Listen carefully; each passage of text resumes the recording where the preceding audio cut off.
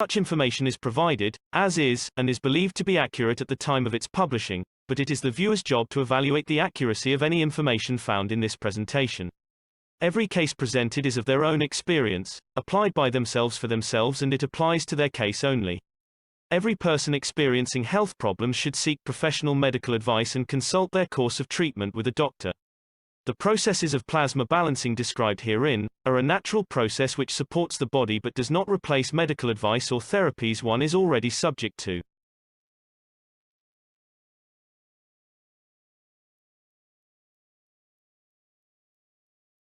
And now let's give from our hearts a warm thank you to Alex as he starts his presentation. Thank you, Alex.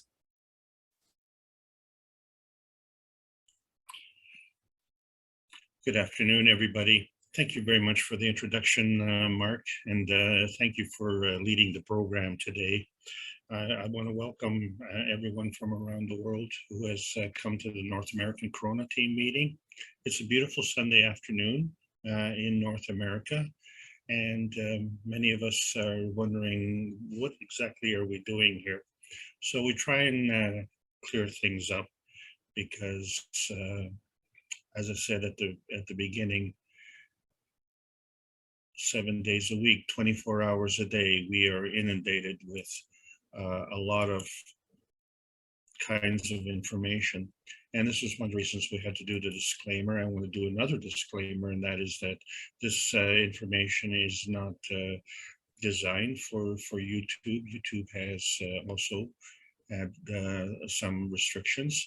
So anyone who wants to do that is doing it of their own volition. This is a public teaching for knowledge seekers. And when we say knowledge seekers, that is the qualification. So we didn't say Keshe Foundation knowledge seekers either, but this is the Keshe Foundation, and we are fast approaching the 7 days a week, 24 hours a day processing of the Keshe Foundation TV. And we have many groups that are ready to move ahead on this.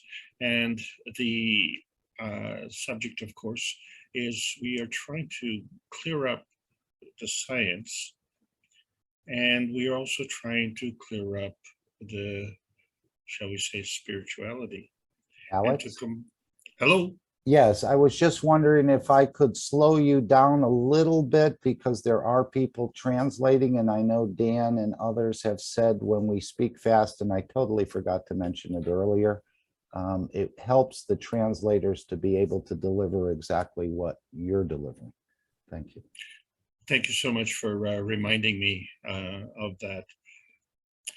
So we're trying to have the science meet the soul, and the purpose of it is for peace. And so this is the Keshe Foundation Spaceship Institute. These are teachings in plasma science. We have progressed to intermediate knowing. And you might find this an interesting topic. We're going to be talking about camel birds. My name is Alexander. I'm from Canada. It is November the 7th, 2021. This is the Keshe Foundation North American Plasma Education Series. As I said, that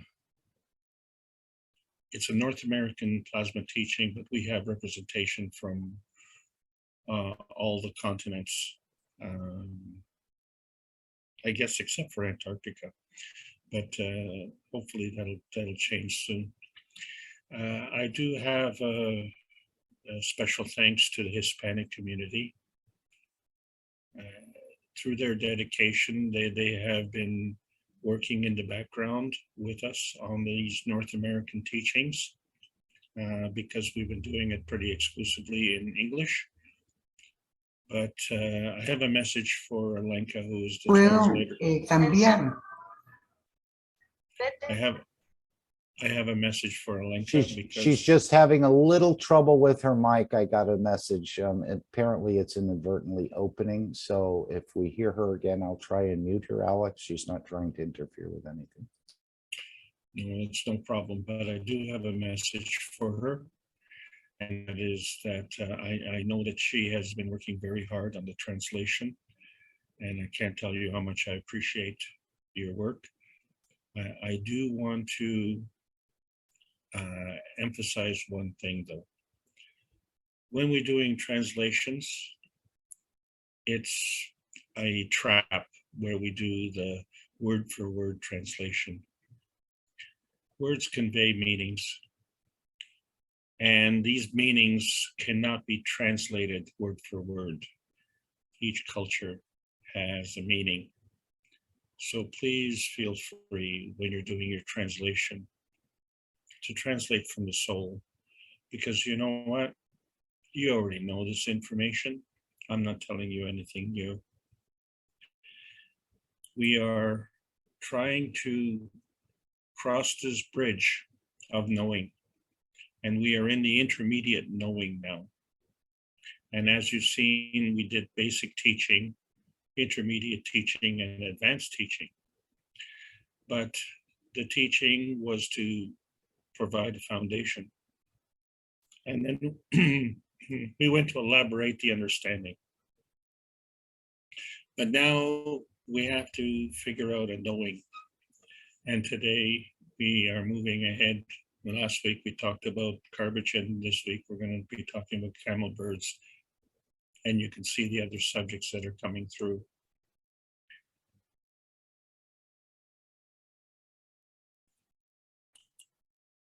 Perhaps you wonder why we've brought everybody together. So one of the things that we've been trying to do in the last 2 months is to identify our position in the universe. And so a lot of the teaching has had to do with classifications. And so I want to draw your attention to this breed of Camelus. There are other variations, other classifications. There are Bactrian camels as well. And as you can see, camels live in very harsh desert conditions. And so they are known as beasts of burdens. And I don't know how this is going to translate, but a camel is an even-toed ungulate.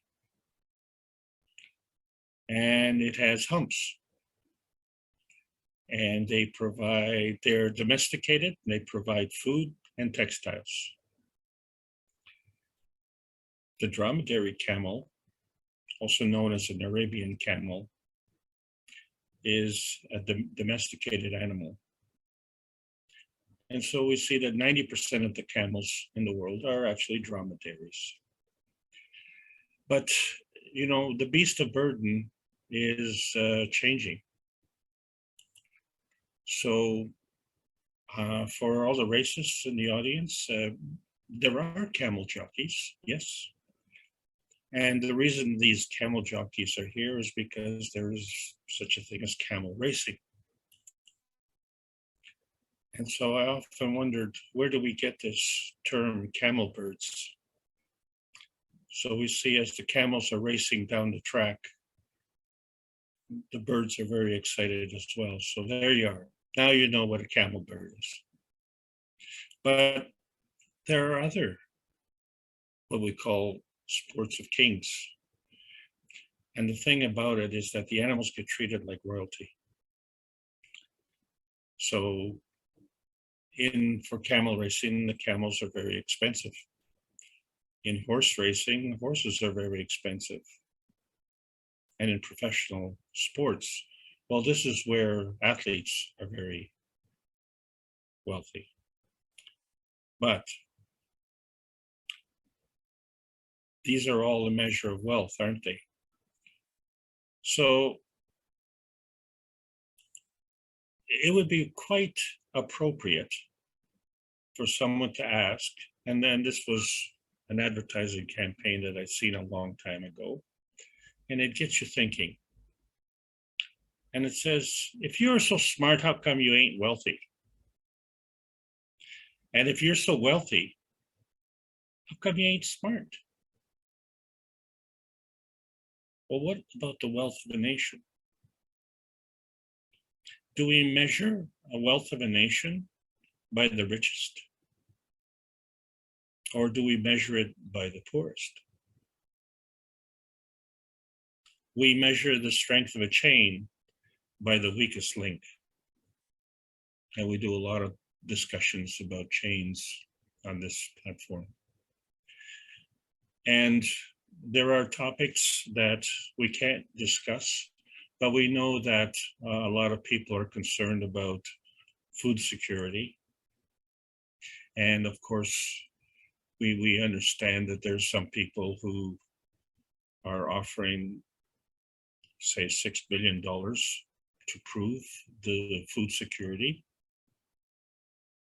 which we know for a fact was already proven in 1968, but for some reason, someone is asking for food security. And for some reason, someone is offering money if you can prove the methods that you have. In other words, prove the methods that you have are working. So as part of intermediate knowing, right off the bat, you now know a few things. Number one is the people who are having this discussion are unaware of history. So we're talking about something in the present tense, which was already discussed in the past tense. The second thing you know right off the bat is that someone who is in charge is having trouble with food security. And despite the fact that we have 7 billion on this planet, it seems that only about 46 million are of immediate concern. And a third thing that we know, if we are offering money to prove this, that means we don't have the answer. As plasma scientists, as knowledge seekers, we understand now that we can create feeding systems on our own using the cups of life. And we have the new space technology, which is showing us that not only do we not need to burn fuels, but we don't need to take supplies with us, such as food. And if that is the case, then by extension, we already have a plasma feeding system. So whatever the reason for us having this concern, it seems like it has to do with something they call hesitancy. So as knowledge seekers, part of the intermediate knowing is you don't have to know these details. You just have to cross the bridge. And you have to know on which side of the bridge you're on, right? So you can discern the answer, and you can discern which side the bridge people are on simply through knowing. And so the difficulty for us as knowledge seekers is that we're going into uncharted waters. So on a personal note, it is very difficult to go into uncharted waters and lead. So if, let's say, I'm in the position of being a leader and I don't know where I'm going, then that's going to cause you some problems. However, I do know that there have been tremendous rewards that I'm seeing in the Brazilian, Italian, and Spanish communities, for instance, and particularly seen on Friday nights in the Brazil meeting, because that's the one most visible to us here, the number of new teachers that are coming on and sticking with it. And this is very, very important. We have a small percentage of knowledge seekers around the world who are aware of what's going on. And so that means we have a vast percentage of people who need to know. Well, we don't have enough manpower. Even if you look at the numbers on this panel, we don't have enough manpower to deal with it. So we have to deal with it in different ways. In other words, we have to become more effective. But we still have to progress. And so one of the ways I must say to all the teachers is do what I do. You become the student. Because you see, a teacher has to know what he's talking about. So if you don't know what you're talking about, it's really hard to be a teacher. So one of the benefits of being a teacher is that you learn about your subject. And so you can't know everything, but you have to have some kind of grounding. So when we, way back, we had to learn terminology. And the most important things we had to know was about the magnetical gravitational relationship and how it affects natural plasma. So we see that the universe is all about energy and motion, and it goes through various dimensions. And in fact, it has a changing dynamism. And when we look at our tiny little perfect world, we understand scientifically that energy follows a path. And this path is very, very similar to that of the rest of the universe. In fact, it's exactly the same. Energy comes in, goes out, goes around, or just goes right on through. And so the basic terminology of magnetical gravitational relations has to do with the repulsion and attraction of energy. And you have energy. And you emit energy. And as you emit, you also absorb, because that's how you keep your mag-grav balance. And that's how the Earth keeps its mag-grav balance. There's a range between the ground and the sky. So the sky limitation we call the magnetosphere. And the range between the ground and the magnetosphere is determined by susceptibility. So everything in the universe contains something. Nothing is nothing. And you know that because all of you have made GANs, and all of you have seen the rotating fields developing in the GANs. And then all of you have seen there's a hole in my GANs.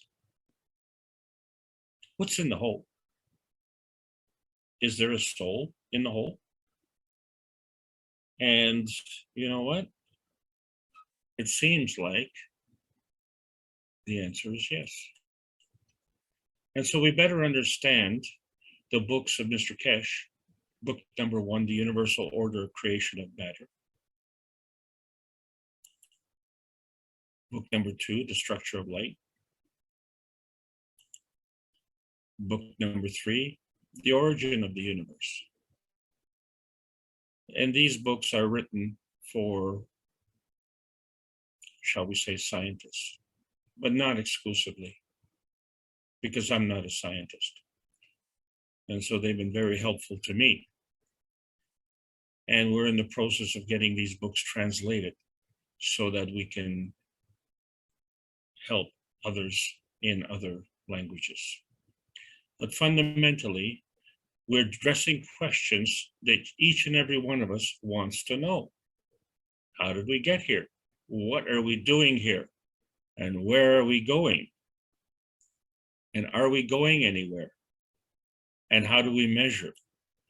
How do we measure our progress? Well, each of us has an ability to answer that question, because the universe exists from energy.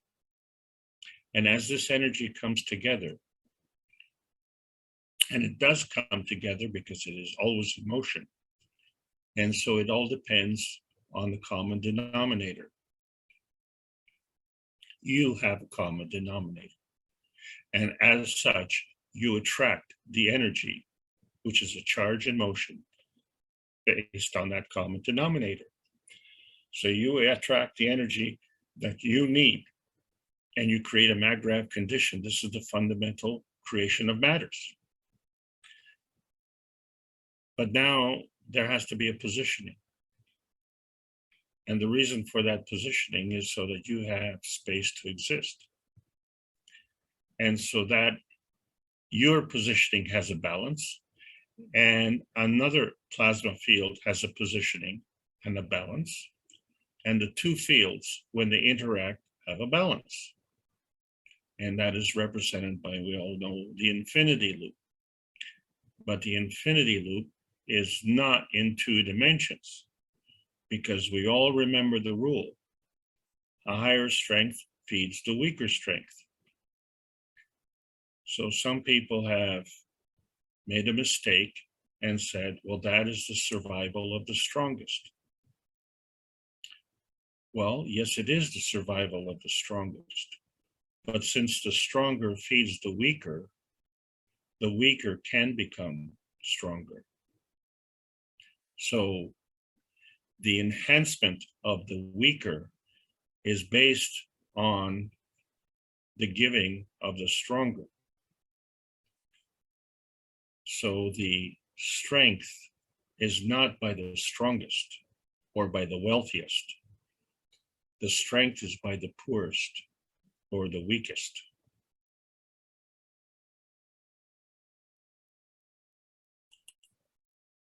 So this energy is traveling everywhere. We call them PM ticks. And it has different strengths, different flavors, and comes from different corners of the universe. And since the universe is rotating, it's hard to find which corner it comes from. But nevertheless, these PM ticks come together and they have this force field interaction. And that force field interaction is the domain created by the lowest denominator, the common denominator. The common denominator doesn't have to be the lowest, but sometimes it is the lowest. And the reason for that is because it's the weakest. However, there are fields in between of different strengths. And those in between are not the lowest. So there is a common force field interaction in those fields. Well, which field do the PM ticks feed? The universe is abundant, benevolent, and it feeds all those who need, because that energy is ubiquitous. That means it's abundant in its totality. And in order for us to take this energy, we have to have our mag-grav condition. And our mag-grav condition is unconditional. We have needs and we have wants, and sometimes our wants and our needs don't jive. And that's why we're talking about camel birds today. Because when we're talking about creation, we have to figure out what is our point of view. And there are many points of view. And then, oh, there are things working in the background. And then there are people turning their backs on us. Why are they turning their backs on us? We're talking about creation. What's your problem? So we talk about various dimensions, but these dimensions that we're going to talk about are within a range. And this range at this point in time is on this planet. And so this planet goes through a rotation, which we call transmission on the x-axis. We can go from the ground to the sky, or we can go through the poles. So this is transition. We call that the y-axis. And so we refer to that as our polarity. because the polarity doesn't just go through the North and South Pole. Energy is emitted from all around. And because energy is emitted from all around, it grows and it develops a field strength. And this is the Z-axis. And when we have this field strength, and it is energy in motion, then we come with I don't want to call it a crisis.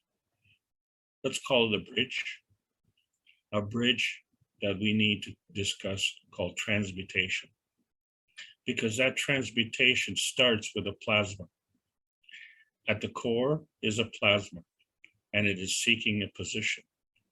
And then it is seeking that position by interacting with another plasma. And so this interaction is dynamic. And the combination of the two create a dynamic plasma. So all of this starts with the PM ticks, which are energy in motion. And they have a charge and a direction. And they go through various geometries.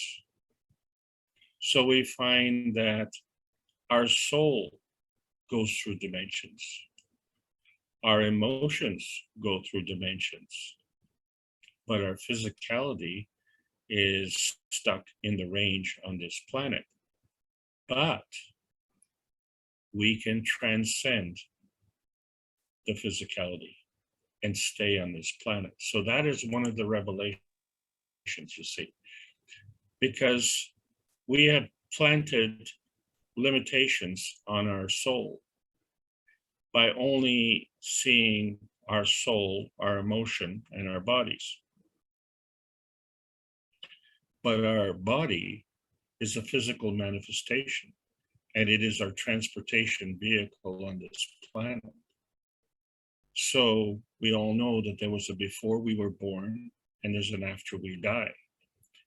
So all we're really talking about is the in-between state.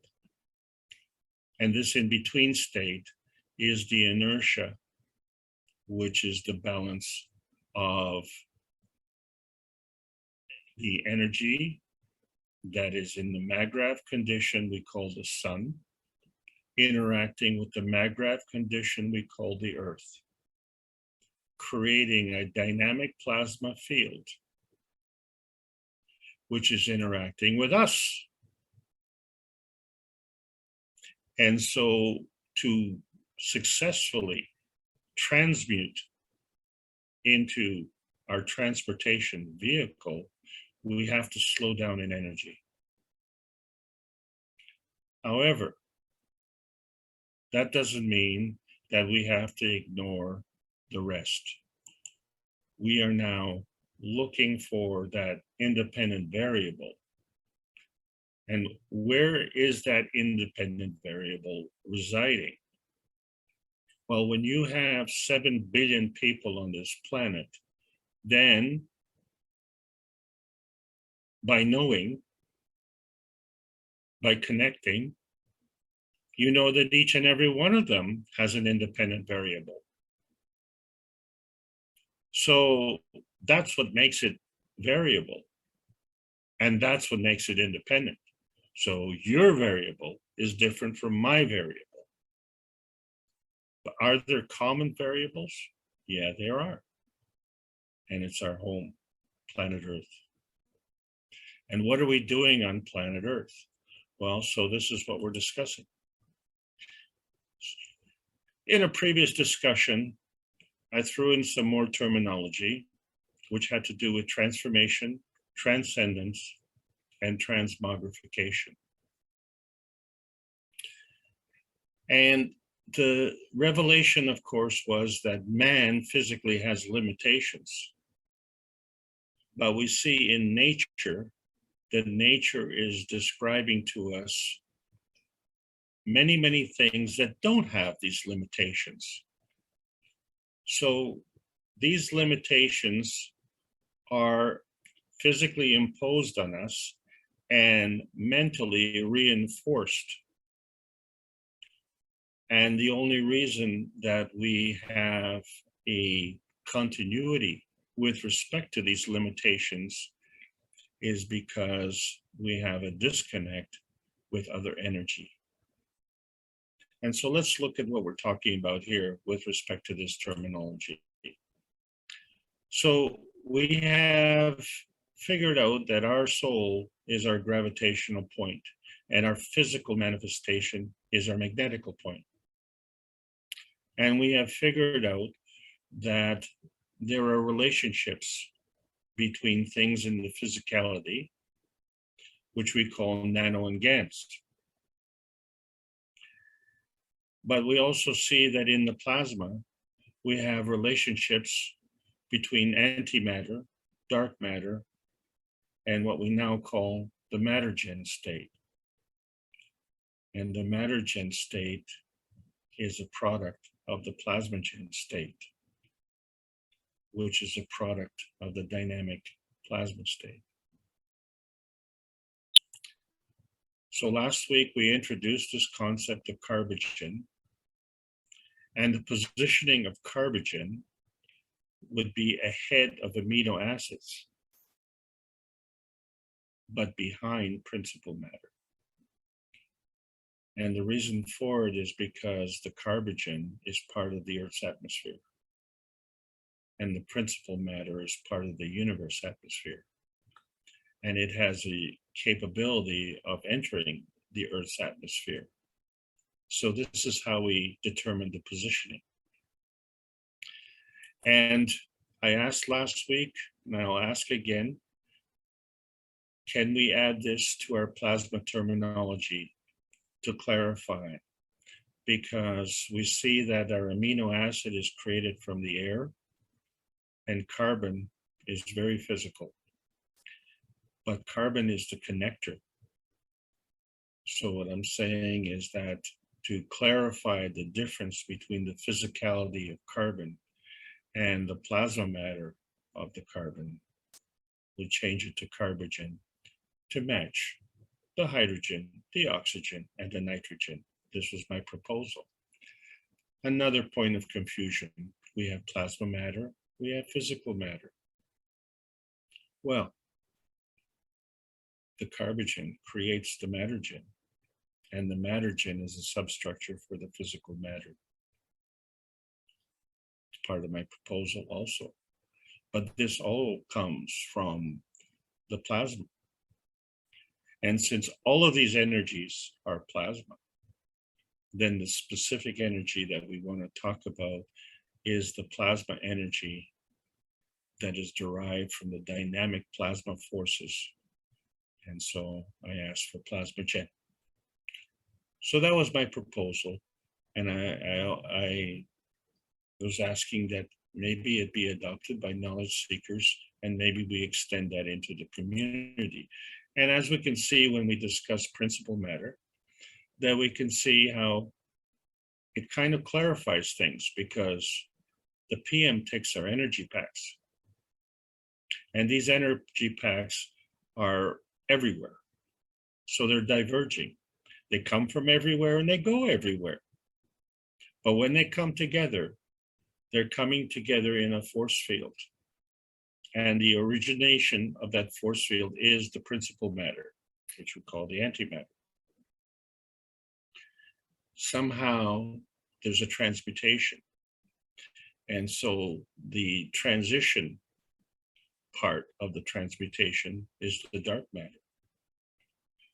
And the convergence of these energies, and it has to converge because it goes to a lower energy state, is the mattergen. And so the combination is the conversion. The conversion from the PM takes into the plasmagen, which is the combination of the antimatter, dark matter, and matter. The plasmagen conversion is the Magrav condition.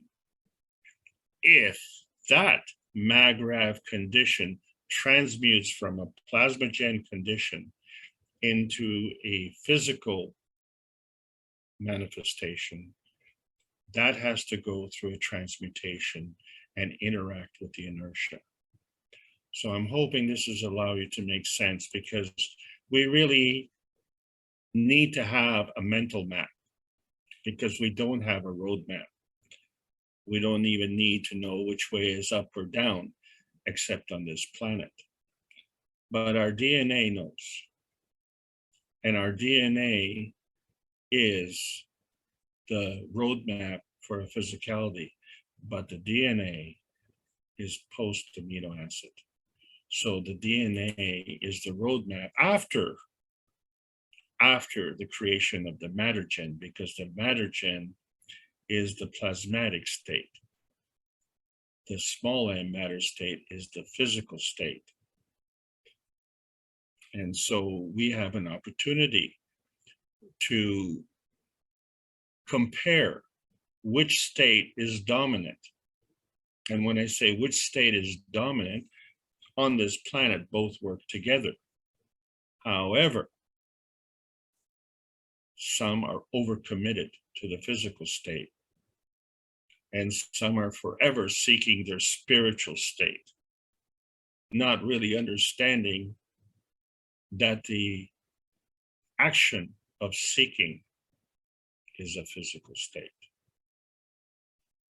So what we really need to seek is that common denominator, which allows us to do something else.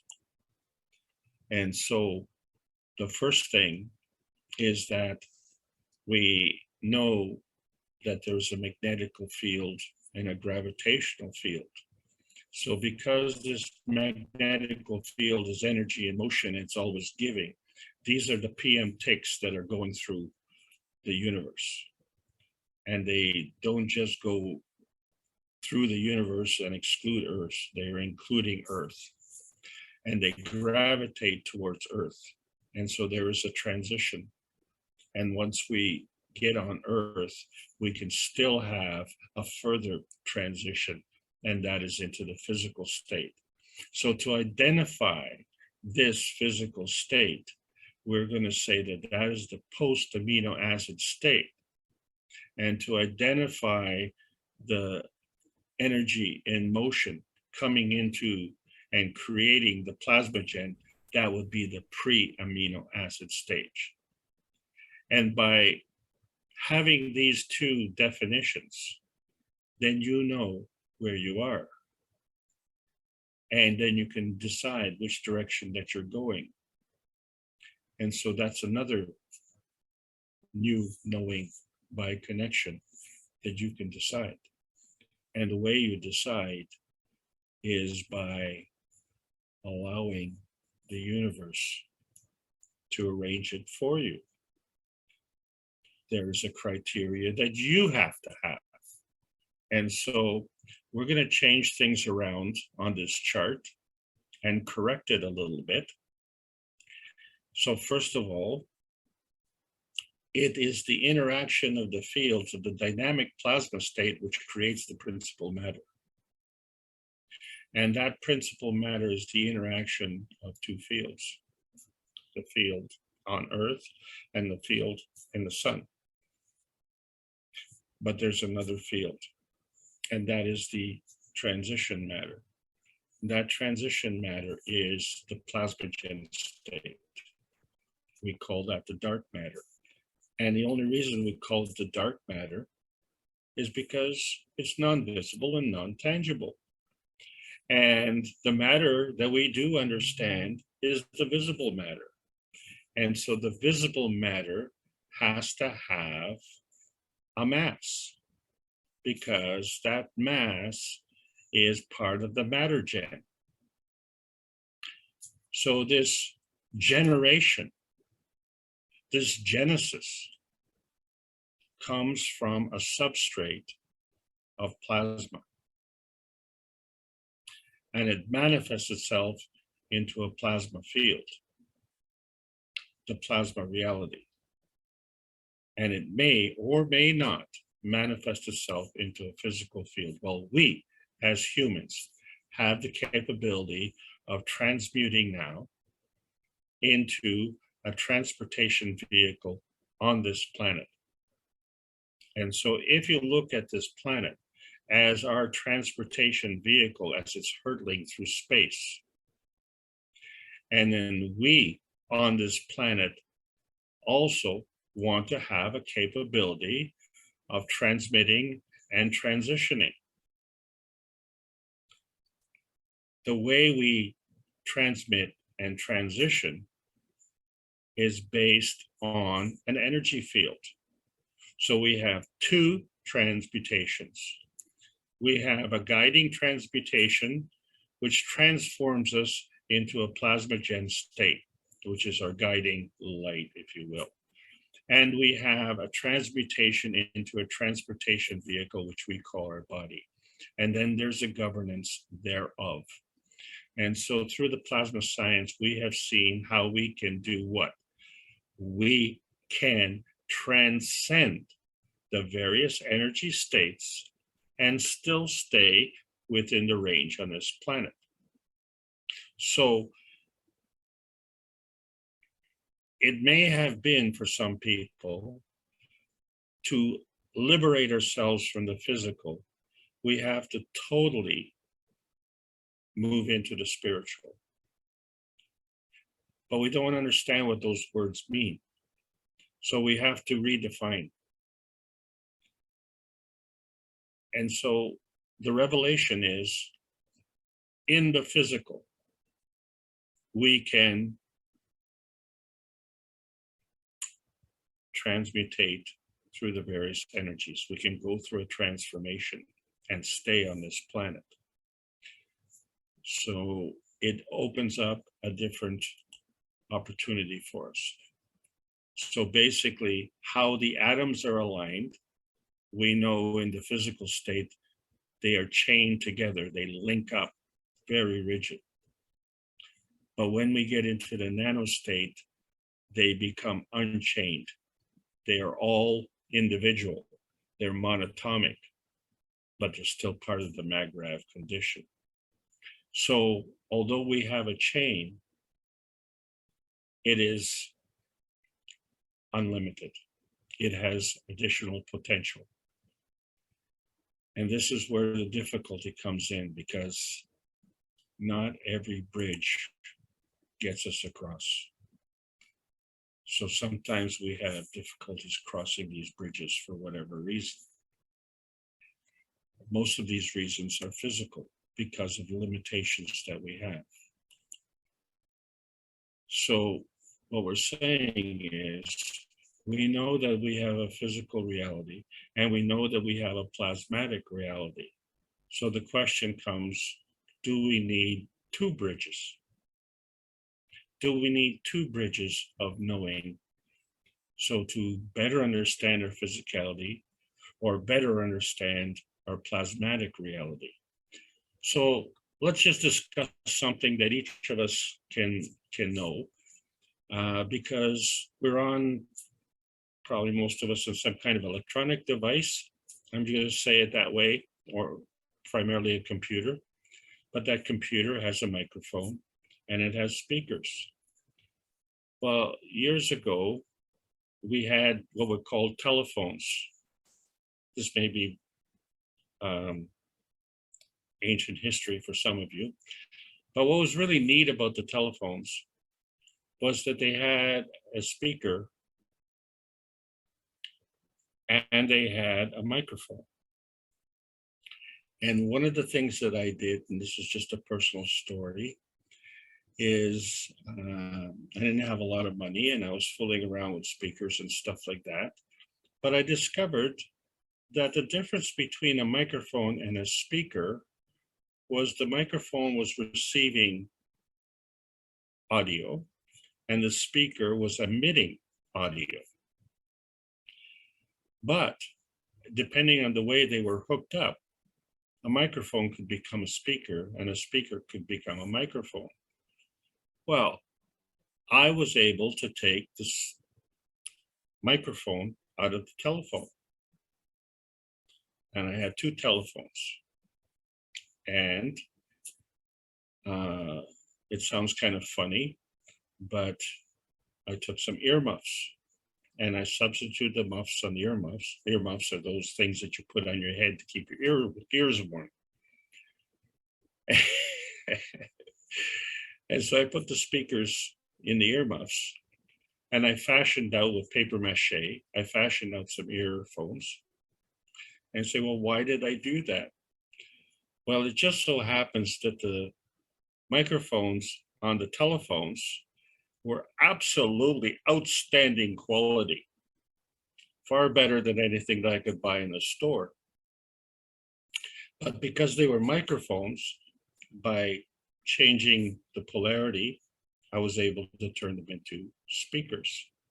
And by putting them in the earmuffs, I created earphones. Isn't that interesting? So that was one of the ways that, you know, I took something and I changed it. The point I want to bring up here is that the relationship between the microphone and the speaker is a two-way street.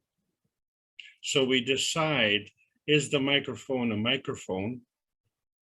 We decide that in advance and we hook it up accordingly. Is the speaker a speaker? We decide that in advance and we hook it up accordingly. So therefore, preparation is done in advance. Well, if our physicality, which I made earphones out, is a physical manifestation, then something had to do this in advance. And it was my idea. And the reason I bring this up is because the Keshe Foundation has brought up another set of earphones. But these earphones have nothing to do with audio.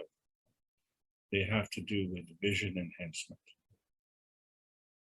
And I'm proud to reemphasize that out of the delivery that is coming to the United States, 25% of that delivery is going to be gifted to the usage by the US military, because it's a fact. It's a fact that the suicide rate in the US military exceeds the mortality rate through military action. That's a tragedy. And they call it PTSD. And so we're talking about PTSD recovery. And so this PTSD recovery is a plasmagen interaction between the physicality and the soul. And it leapfrogs over the heart, because it's the heartbreak that comes from military activity which causes these problems. So we are able to transcend. That's what it means to transcend. You stay in your physicality, but you reconnect to your spirituality.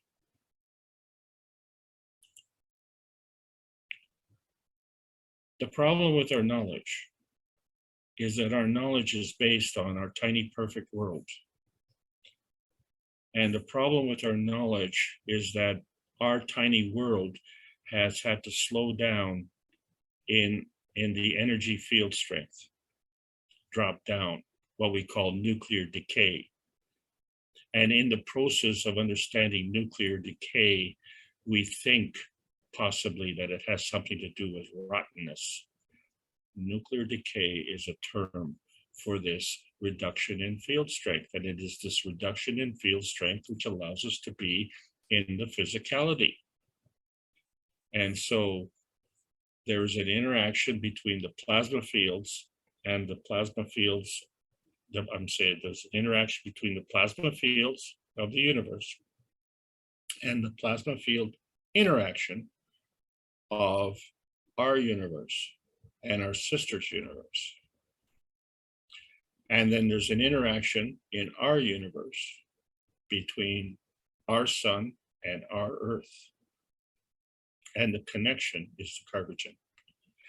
And yes, it's a process of nuclear decay, but it is also part of nuclear decay creation. The decay is just a term. And so as we're discussing these terms, we have to understand the meanings. So another wonderful product that we had, and I was trying to figure out, what are we going to do with all these water heaters? We had a real problem with that in Canada because they clog up from excessive calcium deposits. So these vertical enhancement units are using, we know that water has an affinity with GANs, and it's able to exchange energy. These vertical enhancement units are also able to do that, but they have a very special function, very special function. You see, the limiting factor is peace on this planet, because the limiting factor for our knowledge is limited to this planet. Well, why is it limited to this planet when we have this vast universe out there? And we say, well, we have this vast knowledge. Yeah, but our vast knowledge is limited to our little tiny perfect world. So the knowledge of the universe is far more vast than anything that we know. And so every time I do these classes, I come to the end and I say, geez, you know what? I don't know very much, because there's so much more to know. So the fundamental thing, though, the fundamental ticket to the rest of the knowledge of the universe is peace, because that's how the universe works. So if we want to cross this bridge has to be the peace bridge. And how can we do that? Well, one of the ways that we can do it on this planet is that we take two of these vertical enhancement units. And because we're in the physicality, if we want to change, in other words, like a caterpillar into a butterfly, we have to go through a process of transmogrification, which is the transcendence from our physicality into our plasmagen state. From there, we have to have the intention of peace, because we are no longer dealing with the opportunity of delinquency. Because what we're dealing now with is the truth. So the peace bridge becomes the truth bridge. And it is through this that we can transform ourselves from one point to another point. But that point has to be a transformation at a higher energy state. So the only way that we can get into this higher energy state is to transcend. And it is from this energy state that we can go through a transmutation back into the physical state. It is doable, it is possible, and it is past tense, has been done. So our hesitancy, as we've been accused of, is really donkey hesitancy. We like the donkeys and we like the horses and we like the beasts of burden. But we have to understand that these are physical manifestations of a substructure. And so now we understand that through the teaching, all of this, whether it's on this planet or in the universe, is a product of magnetical force fields. And it involves attraction and repulsion. Of what? You have to have a Magrav condition. And this Magrav condition, if it's becoming more gravitational, that is natural decay. If it's becoming more magnetical, that is natural creation. In both cases, we're talking about natural plasma. In both cases, we're talking about a Magrav condition. And it's a two-way street. Yes, just like the microphone and the speakers. It's either magnetical gravitational or it's gravitational magnetical. It all depends on how you hook it up, you see. So the magnetical is the emission forces, which is the residue beyond the stable maggrav condition. And the absorption is the gravitational force beyond the stable maggrav condition. So these are all words, but they all have the same meaning. There's a giving and taking. And it's always creation. You're always creating something.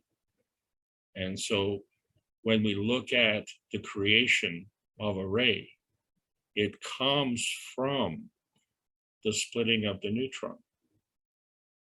The neutron entertaining the combination of principal matter, transition matter, and mattergen, splitting into a combination electron, proton, each of which has the collection of the principal matter, the transition matter, and the mattergen, but in different strengths. So the name is the same, but the strength is different, right? And because of the way our math is, we now know that the PM ticks are the missing ingredient, because now we're releasing a new opportunity for creation. And so it goes in both ways. Whether it is decay or whether it is creation, it is always creation. And the decay is not rottenness, it is natural decay. And in that process, there's a natural creation. So it all depends on your point of view, right? And so the attraction and repulsion forces are a magnetical residue. And there's an independent variable, that's you. And that's not your physicality, that's the physicality which is a manifestation of you. And that you is dependent on the rest of the universe, because the rest of the universe is interdependent. So therefore you are interdependent. And you are a variable. So you are allowed to be an independent variable within the context of the interdependent universe, which is why we have 2 cups of life. 1 cup of life is a zinc plate and a copper coil. And we've added a nano-coated copper coil. We've created a magnetical gravitational field. And then we created a 2nd cup that has a copper coil and a copper plate. And there's that nano-coated copper coil again. Creates a magnetical gravitational field. Both work the same way, but when you compare the two, when you have this relationship, one is stronger than the other. So we find that the 1st cup is emotional and the 2nd cup is physical. Physical being the lowest energy state.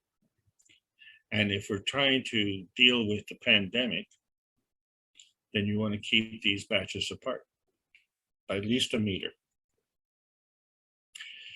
Because there's an emotional context and there's a physical context. And this becomes even more important now, okay? Because we're in the month of November, which means minimum 21 months with this pandemic. And what you know is that those who are responsible don't have the answer. Those who are paid to look after the answer don't have the answer. You know that because we are having a new surge, a massive surge. It has been And June, July, August, September, October, 18 months since we announced how to deal with energy packs. And it only takes about half an hour. And then after that, you can put the cups together in the cups of man. And then you can start to explore the relationship between the magnetical giver and the gravitational taker. And now you understand that there's a position for the soul. And that position of the soul is in each and every cup, because each and every cup has a magnetical gravitational relationship. And the combination of the three cups has a magnetical gravitational relationships and a soul. And that construct then interacts with our planet. And that interaction we call inertia. And so the representation for the cup of life is a nano-coated copper coil and a second nano-coated copper coil and a nano-coated copper plate. And as we can see, same thing. We have a magnetical field and a gravitational field. And that interaction is with the cup of the earth. And the cup of the earth has a unique thing. It is a nano-coated zinc coil, a nano-coated iron coil, and a nano-coated copper plate. And we have a magnetical gravitational field interaction. We've been able to take the byproducts from these cups of life and infuse them into the ceramic cups of life. And so we wonder if an archaeologist can find a teacup, or if he finds a ceramic cup of life, if they can really tell from the physical nature of what these cups are. Because our cups are ceramic cups of sleep, or ceramic cup of pressure, or ceramic cups of life.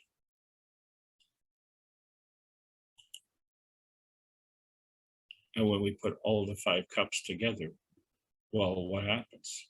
We have a magnetical gravitational force field and a soul, and a soul. So this is the problem, as we found with our periodic table of elements. They are elementary. And we just did a realignment on this periodic table of elements because all things interact. So we have to understand that life is much more complex than the elementary elements, and that the sum of the parts is greater than the sum of the parts. So we like to know the details, but what we really need to know is the details of knowing. In other words, we take our experience from what we've learned and we apply it. And so we see that there is a transition zone. And isn't it ironic? Copper and zinc are right on the boundary, right there. And it goes both ways. And then we find, if we look very closely, we find that our environment is involving different salts: sodium, potassium, magnesium, calcium. And then we see that we have elements of the amino acids, the hydrogen, nitrogen, oxygen. On the periodic table of elements, they call it carbon. We should call it carbogen, to differentiate between the plasma gen and the principle and the physical matter.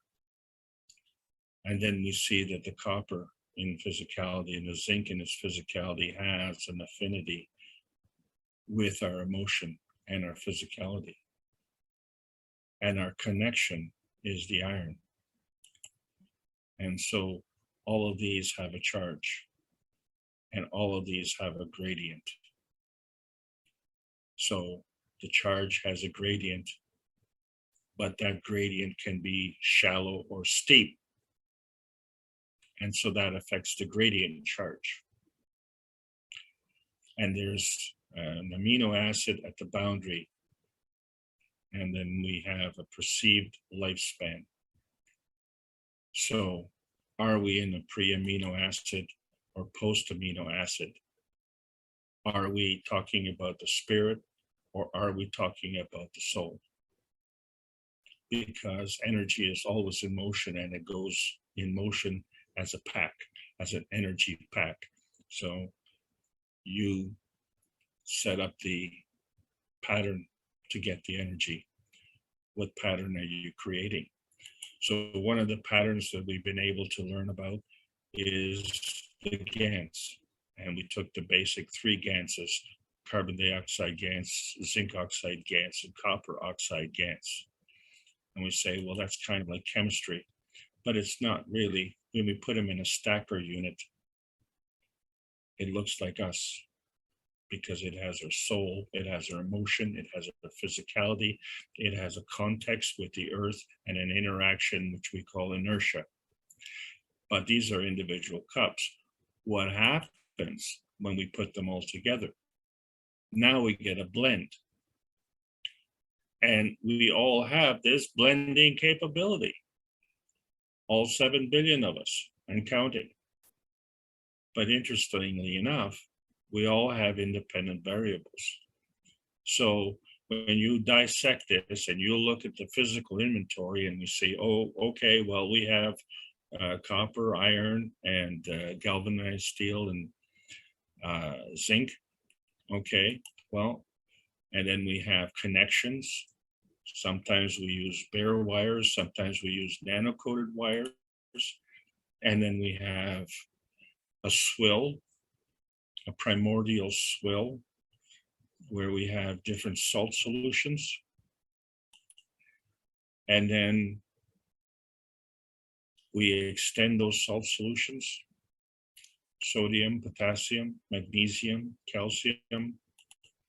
So we have all our kits, but that doesn't mean we can play the music, does it? And even though we all have the same kit, we don't all like the same music, and we don't all play the same music.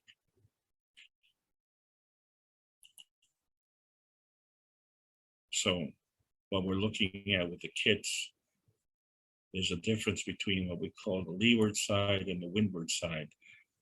It has to do with the watershed. Which side are you on? Whether you're on this planet or whether you're in outer space, you have to know which side of the watershed you're on. So the first thing you do is you decide what are the missing ingredients. And you say, well, are they moral or are they chemical? What? Those are the 2 options? Well, are they plasmatic or are they physical? Okay, so we understand those 2 options. But then we notice that something funny happens to the physics and the chemistry, which conventional science can't explain. And so these subjects go out of range. And in fact, they go on the other side of the watershed. So the boundary of the watershed is that the things that we've been learning, as we discussed in the last 2 months, is the post-amino acid phase, which after the amino acid, we have the DNA, the fatty acids, the protein, the cells, and the more complex cells. So there's a progression, and that progression goes from the simple to the complex. And when it's simple, it's unstable. Or when it's complex, it's more stable. Well, does that mean if we go into the pre-amino acid stage, that we will then become more simple, more unstable?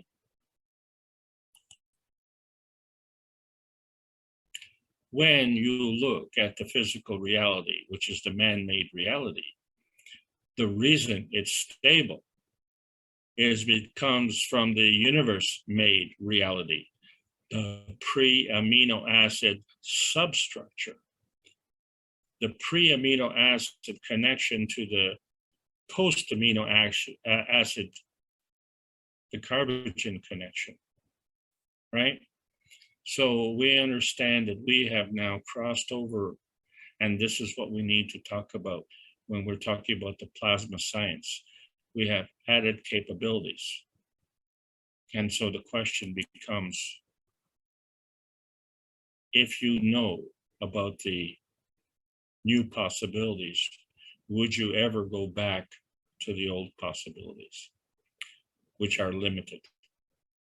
So would you opt for going to the limiting possibilities once you have these possibilities unlimited? Is that what you would do? And if the only realization is the seeing, and the only realization is the believing through the seeing, then believe this. When you ask about why things are, understand that why things are is actually the answer. It's the lack of evidence, which is the evidence. So if you are throwing money at a solution, that means you don't have the answer. And all of us know within the cups of life, we have been able to create things. Within the cup of life, we have created all the ganses, plus the water, plus the amino acid. Now, how is that different from the cup of the universe? Because the cup of the universe has all of these things coming together, and there's an independent variable. That independent variable is you. So if we look at the cup of the universe, we see the same problem with the brain. We try and map out the brain. The brain doesn't have a map. The brain has fields. And within those fields, we have two hemispheres, a left and a right hemisphere. And so the way we create GANs in the cup of life, we have copper GANs and zinc GANs, and the combination of the two create the carbogen. It is this carbogen, which is a plasma field, which is connected to something else. And first of all, there's a soul.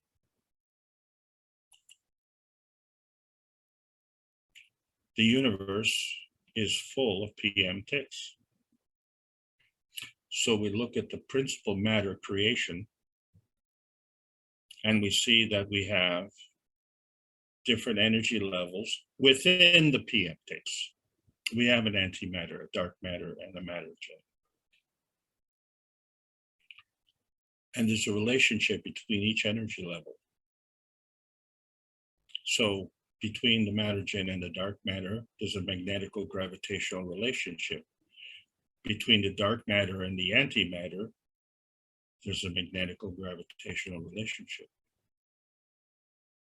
The dark matter has two relationships.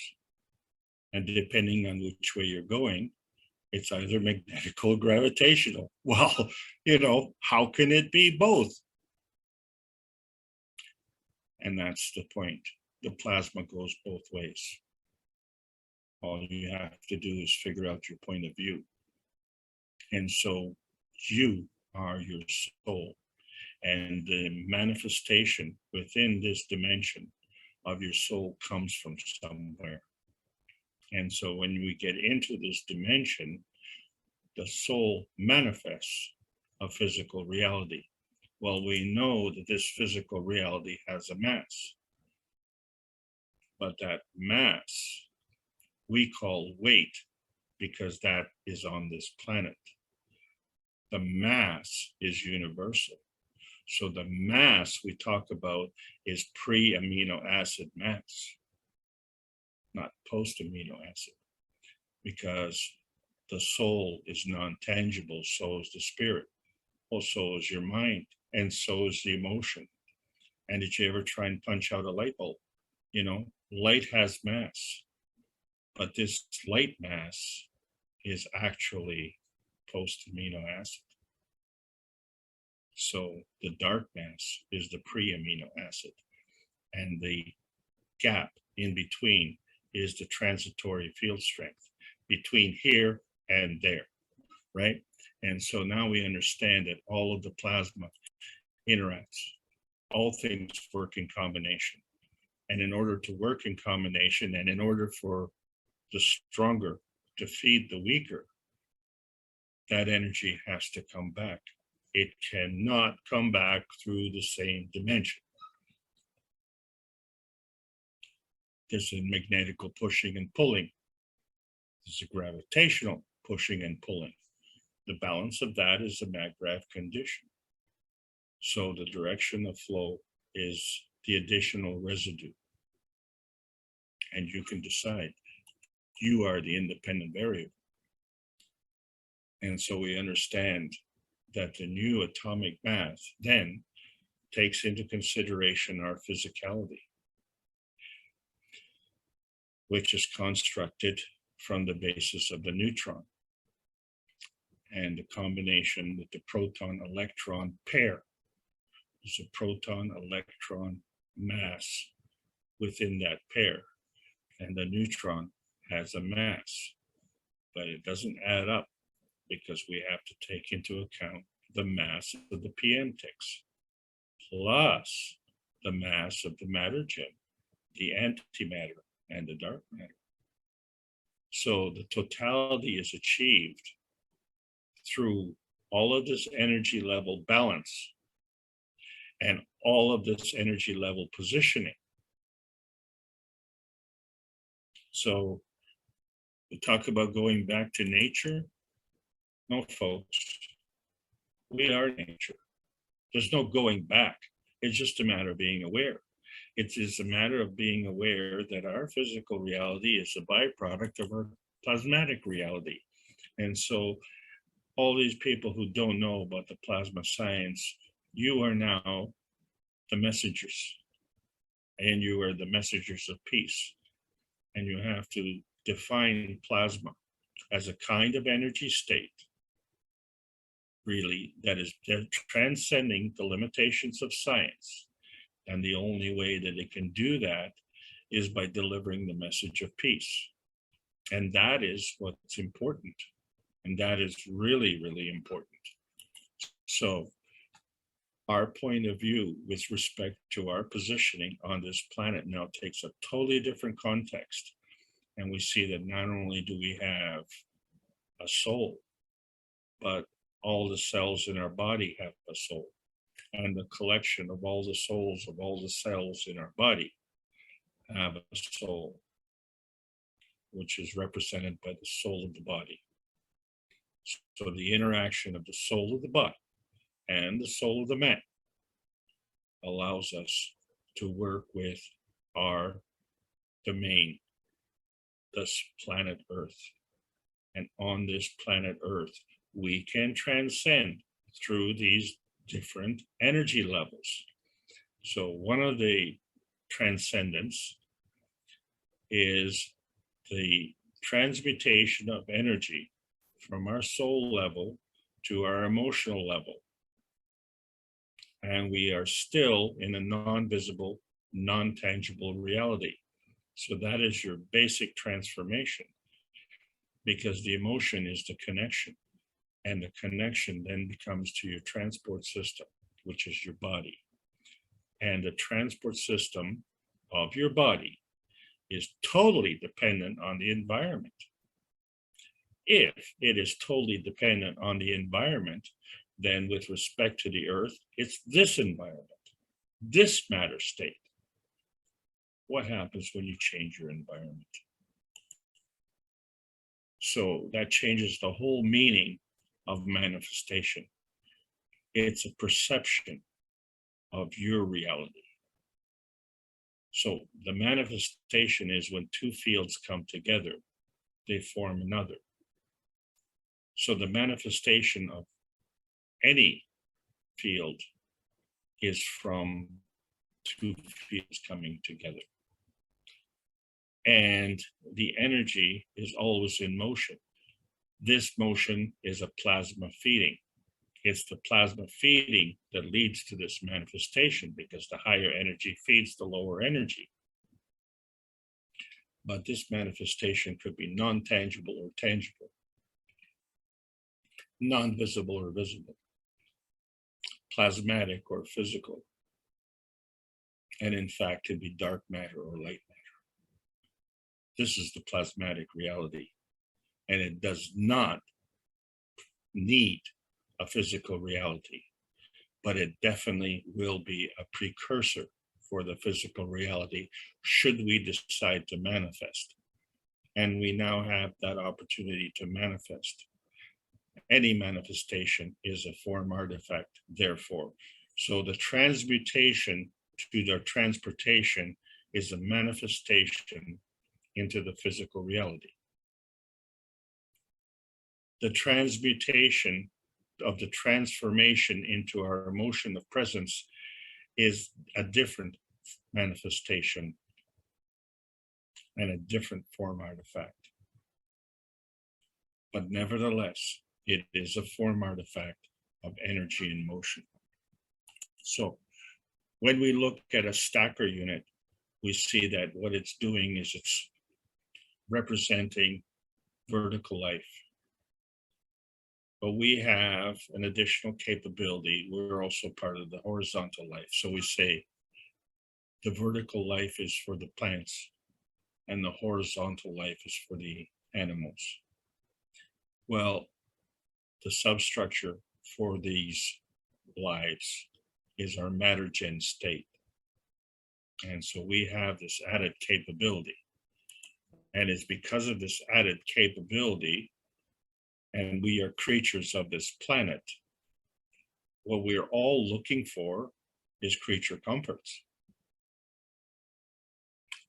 And so we have ideas. These are manifestations of our souls. And we have wishes, and we have courage, and we have love. These are energy transactions from the soul of the body. All of these are energy transactions. And so when we look at the feeding system, we find that within our physicality, we can continue to manifest this physicality because we are magravs, and as such, we have a gravitational field effect of energy in motion. And this energy in motion is dictated by need. And the universal supplement of energy in motion is unlimited, unconditional, and abundant, and also non-targeted, except for the fact the higher strength feeds the weaker strength. So that determines the target.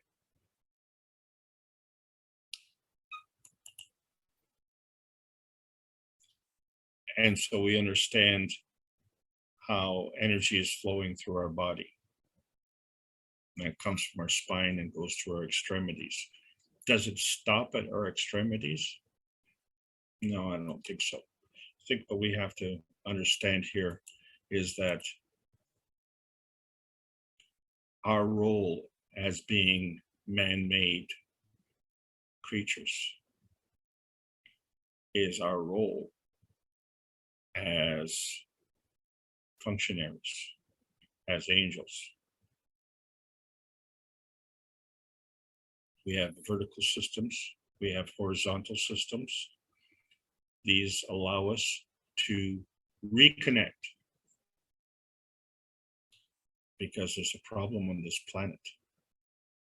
And so this problem is actually man-made. And the only reason for it is because it is not man-made or man's, how should I say it? It's not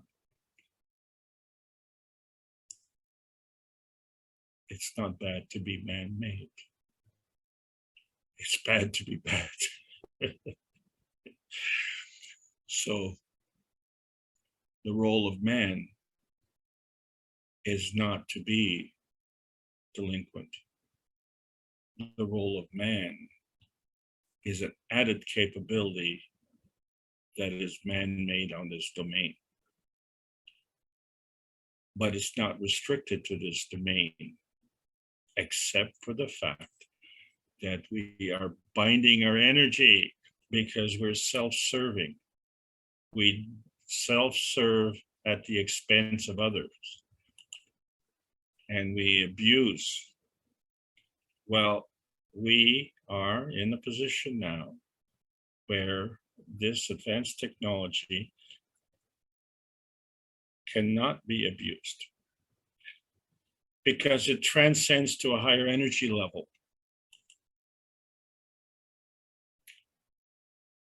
As a byproduct of our delinquency, this binding energy then becomes tighter. And so this becomes your eternal burden. And if you're looking to cross the bridge of peace,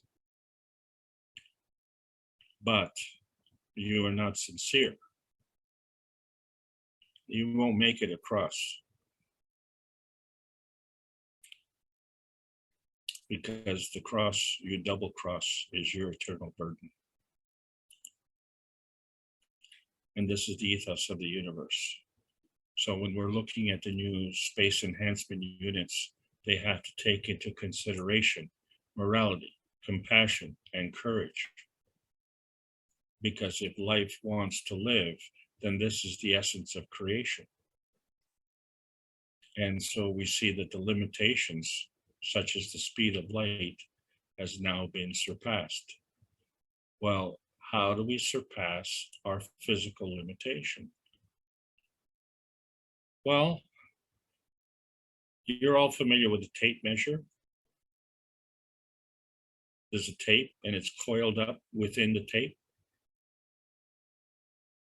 And so the connection between our brain and our body, the connection between our soul of the man and the soul of the body extends through our body. And there's a transition point. So we now see that there's a connection there, and it's enhancing our knowing. So maybe we have a better insight as to what is the purpose of the universal cup and what is its relationship to the stacker units. So if we look at the connection to this planet, which is the iron, which is referred to as our blood, and that is our anchorage on this planet, we find a unique property of the blood circulation system in our body. The blood circulates around our brain. And then as it enters the body, it crosses over. And then it circulates through the body. So these are two different methods of circulation, which is why now you know that there are two different souls and they operate on two different energy states. So now you know that there's a dynamic transfer state and there's a dynamic destination state, which we call the physical state. And the governors are the soul of the body and the soul of the man. And they are the precursors for this. So we understand that the connection on this planet is through the amino acid, and the amino acid is in your basic star formation structure. And so there's a connection. Connected to what? So what we're discussing is our tiny perfect world after we were born and before we die. What happened before and what happens after? Say, well, we don't know. Well, I think we do know. We have to see that if we can extend the range of the universal cup and carry within it the stacker units. Or let's paraphrase this.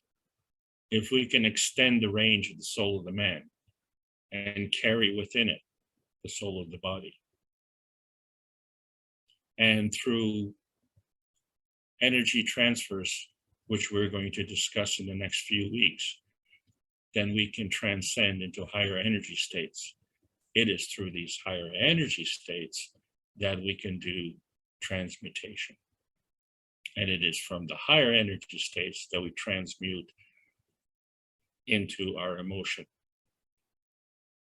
It is from the higher energy state that we transmute into our physical transportation vehicle. So I will submit to you that we need to modify our universal body enhancement unit, because these are just designed for people. But you know, here's my proposal from a camel bird ship. I don't think it'd be too difficult to figure that one out. Anyway, when we're looking at a physical enhancement unit, we have to understand there's a vertical, there's a horizontal, there's a field strength relationship that needs to be done. And that field strength relationship extends beyond the physicality. So when we look at the structure of the, shall we say, the universal community and how they operate, we operate the same way. And so now we have an opportunity to understand that, you know, when we say what goes around comes around, that's right. That's when we look at the emblem of the Universal Council and we see that it is not on terra firma. The emblem is wherever it is. It's the universal strength, universal rules. It's the Universal Council. And so we are in the post-October 14th stage of 2021 because we have a new tomorrow that we're building. And this is past tense. The future is past tense. It is our job as independent variables and as patriots to deliver this message of peace and friendship on this planet. We have that capability and we have that responsibility. This is the Keshe Foundation Spaceship Institute, courses on plasma science that we're putting into the public domain because the public domain demands world peace. The universal community demands universal peace. So sign the peace treaty, sign the peace treaty with your heart, sign the peace treaty with your soul. This is how we achieve the harmony and vitality of our physicality and our emotional well-being. That is the truth. And truth seekers can become the patriotic difference makers.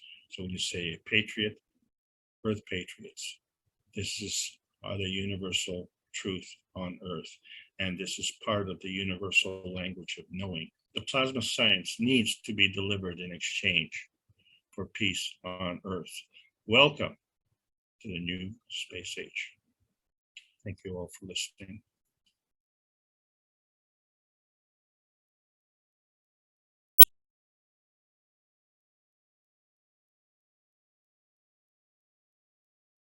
Thank you very much, Alex, for continuing to share the knowledge of the universe, the process of the creation overall.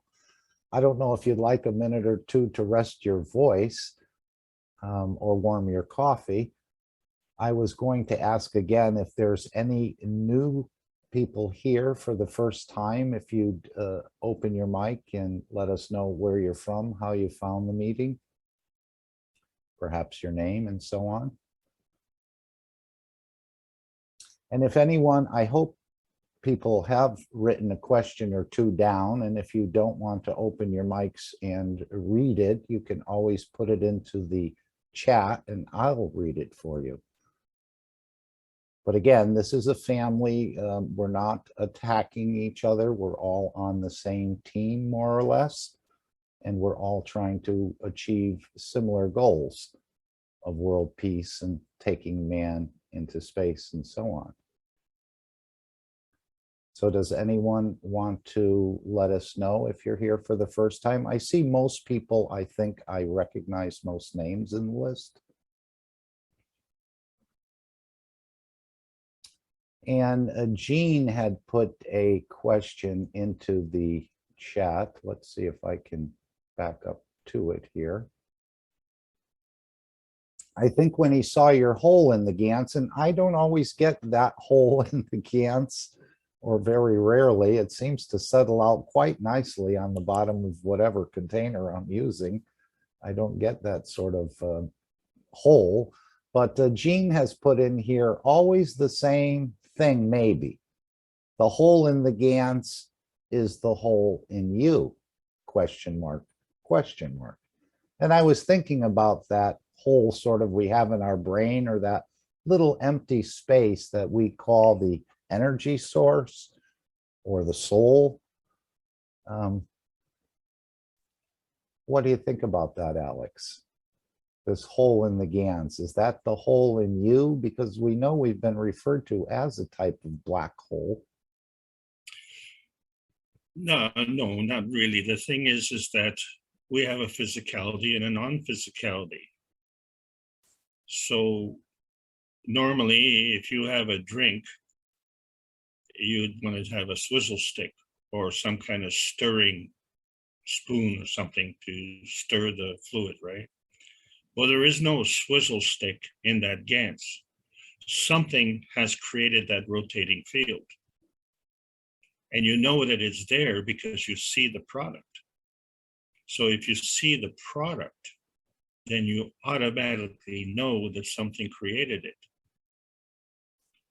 So the question then becomes is, well, what is creating that hole in the Gans? So if we understand how the energy is formed and how the energy moves, then first of all, if the energy is moving by a PM tick, then it has to stay within its own containment. But if these PM ticks come together and they create a substructure, then it has to stay within a field of containment. Well, that field of containment is a plasma field. And it is that field that is the MAGRAV condition. So we have a capability of seeing a MAGRAV condition in a non-physical field. And we have a MAGRAV condition in a physical field. So the thing is that you and I in our bodies are physical, but the energy that is driving us is not physical.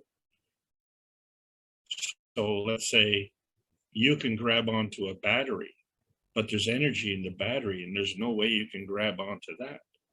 The only way that you know if that battery has energy is when you decide to put it to use. And either it is going to give energy or it is not going to give energy. It is only at that point that you know. So when you look at the Gans, it's very hard for you to see that energy. But when you see a hole in the Gans, and there's no evidence of a smoking gun or a swizzle stick, okay, so the lack of evidence is the evidence. And I would like to add one more thing. When you start to put things in combination, then the field forces become more stable, more dynamic. So it isn't always just having the one Gans, but having that Gans in relationship with other Ganses to create this field. And so this is what we've done with the stacker units. We have 5 different cups. And then when we move to the universal cup, we have multiple different cups. But whatever number that we have in those pales in comparison to the number of plasma fields that we have in the universal enhancement units. We're talking about a whole different type of sophistication. And the thing about it is that as you go into higher energy states, the energy transfer state is at a higher order of magnitude. And this is why what is now difficult for us as we're introducing people to the GANs, the advanced technology has gone beyond the GANs. The GANs is just a connector for this environment. And the GANs is at a certain strength. Now, albeit it's multiple orders of magnitude stronger than our physicality, but it is orders of magnitude weaker than the dynamic plasma. And it is the manipulation of the dynamic plasma, which is the degree of sophistication that we have all graduated to. So do we know what the details are? No. But you know what? We know that, first of all, it's true, and we know that it works because we've seen it in our own, shall we say, lower scales. And then when we upscale, the effects, the energy transfer, the rules are all the same. And then you know that when you look at our tiny perfect world and you look at the vastness of the universe, well, that is an indication of how much or how little we know. And that's okay, because one of the ways that we can bridge that is having the trust, which we've always had the trust. It's just that somewhere between when we were born and when we die, we've lost that trust. So having the trust in the benevolence of the universe is one of the things that's missing. And then having the integrity of understanding the ethos of the universe is the second thing that's missing. That what is missing is restrictive. It's restricting us to our tiny perfect world, you see. So as we start to become more knowledgeable, more skillful, then these dynamisms also increase. And as such, we are talking now in past tense. That is the difference. Those who are still talking about the gee whiz, good golly, I wonder, when, it has already happened. The Keshe Foundation is in the space age, the new space age. Okay, it's just a matter of order of magnitude. I hope that answers your question. And Kay has put in the chat, thank you very much, Alex, for your continued and invaluable teachings with this wonderful knowledge. May God bless you for eternity. I think Eugenio is here for the first time, but he says he cannot open his microphone. So I think we do have at least one person, and perhaps Jean as well, although Jean may be in other meetings that I am not aware of. Dan says thank you, and Shweta, of course, is always very complimentary, which we like that because we know souls need to be added to. They don't need to be taken away from.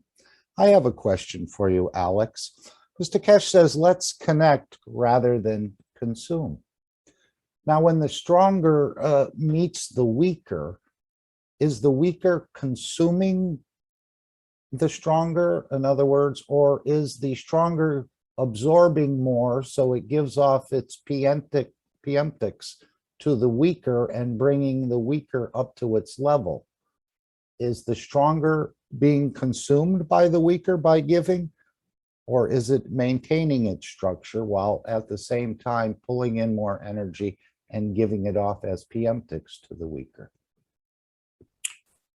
So the classic difference, Mark, is between being self-serving at the expense or being self-serving at the enhancement.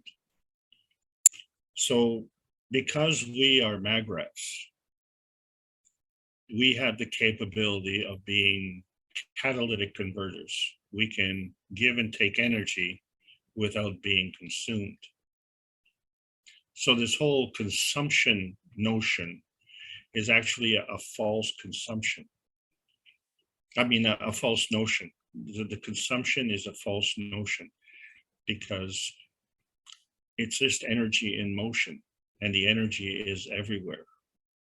So by you setting up the pattern, you'll get the energy.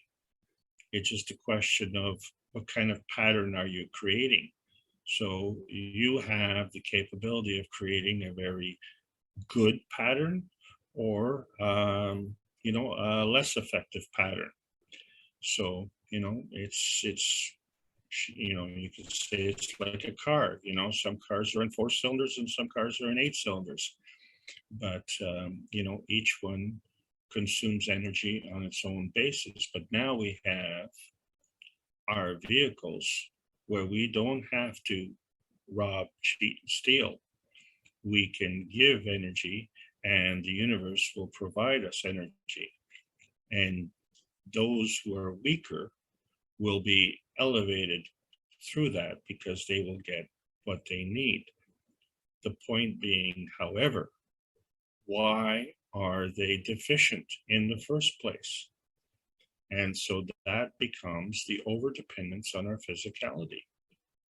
And so one of the beauties of the visual enhancement system is that it totally bypasses all of these blockages and restrictions, whether they are physical or emotional. We just leapfrog right over them. Because you see, the key point is the soul will not lie, because the soul is a product of the creator, and the creator is creating, and life wants to live. So, you know, anything that is the opposite to that is not, you know, within that frame reference.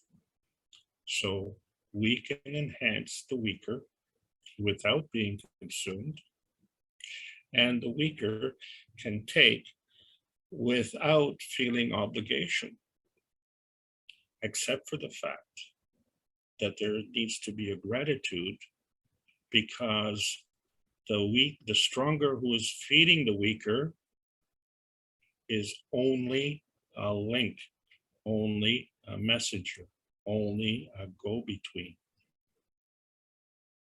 And it is showing the way. And that's what we are. We are showing the way.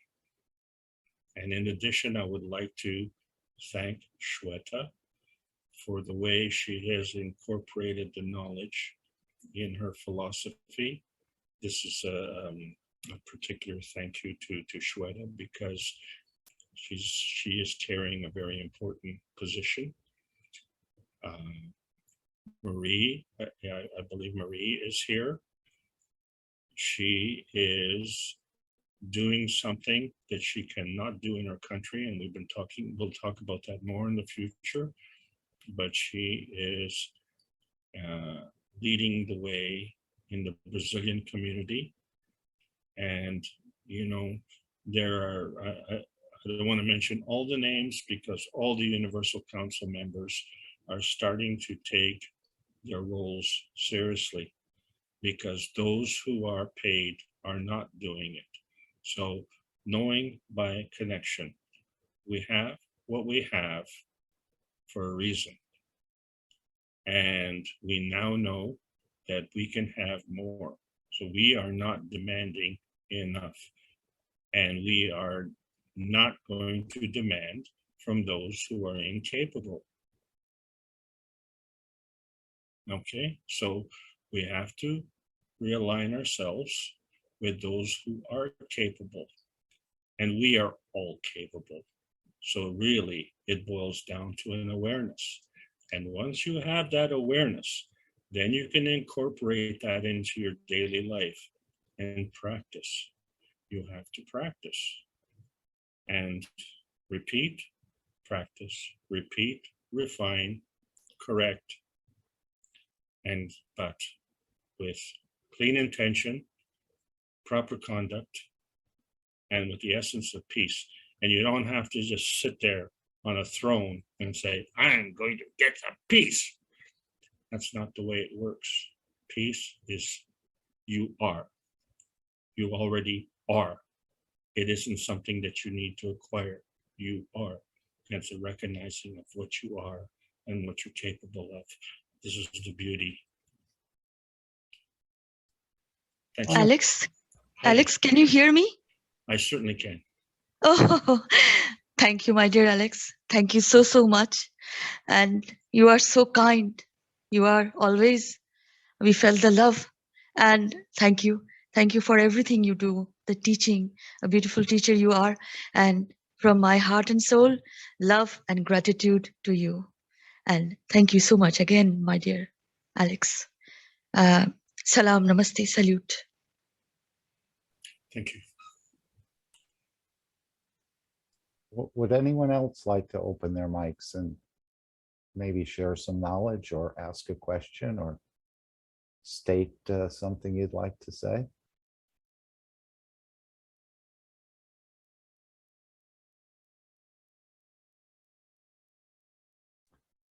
Now, Mr. Kesh said that when the Indians and the Pakistanis had decided, one of them decided to take a different energy than the other one, they sort of went through a metamorphosis.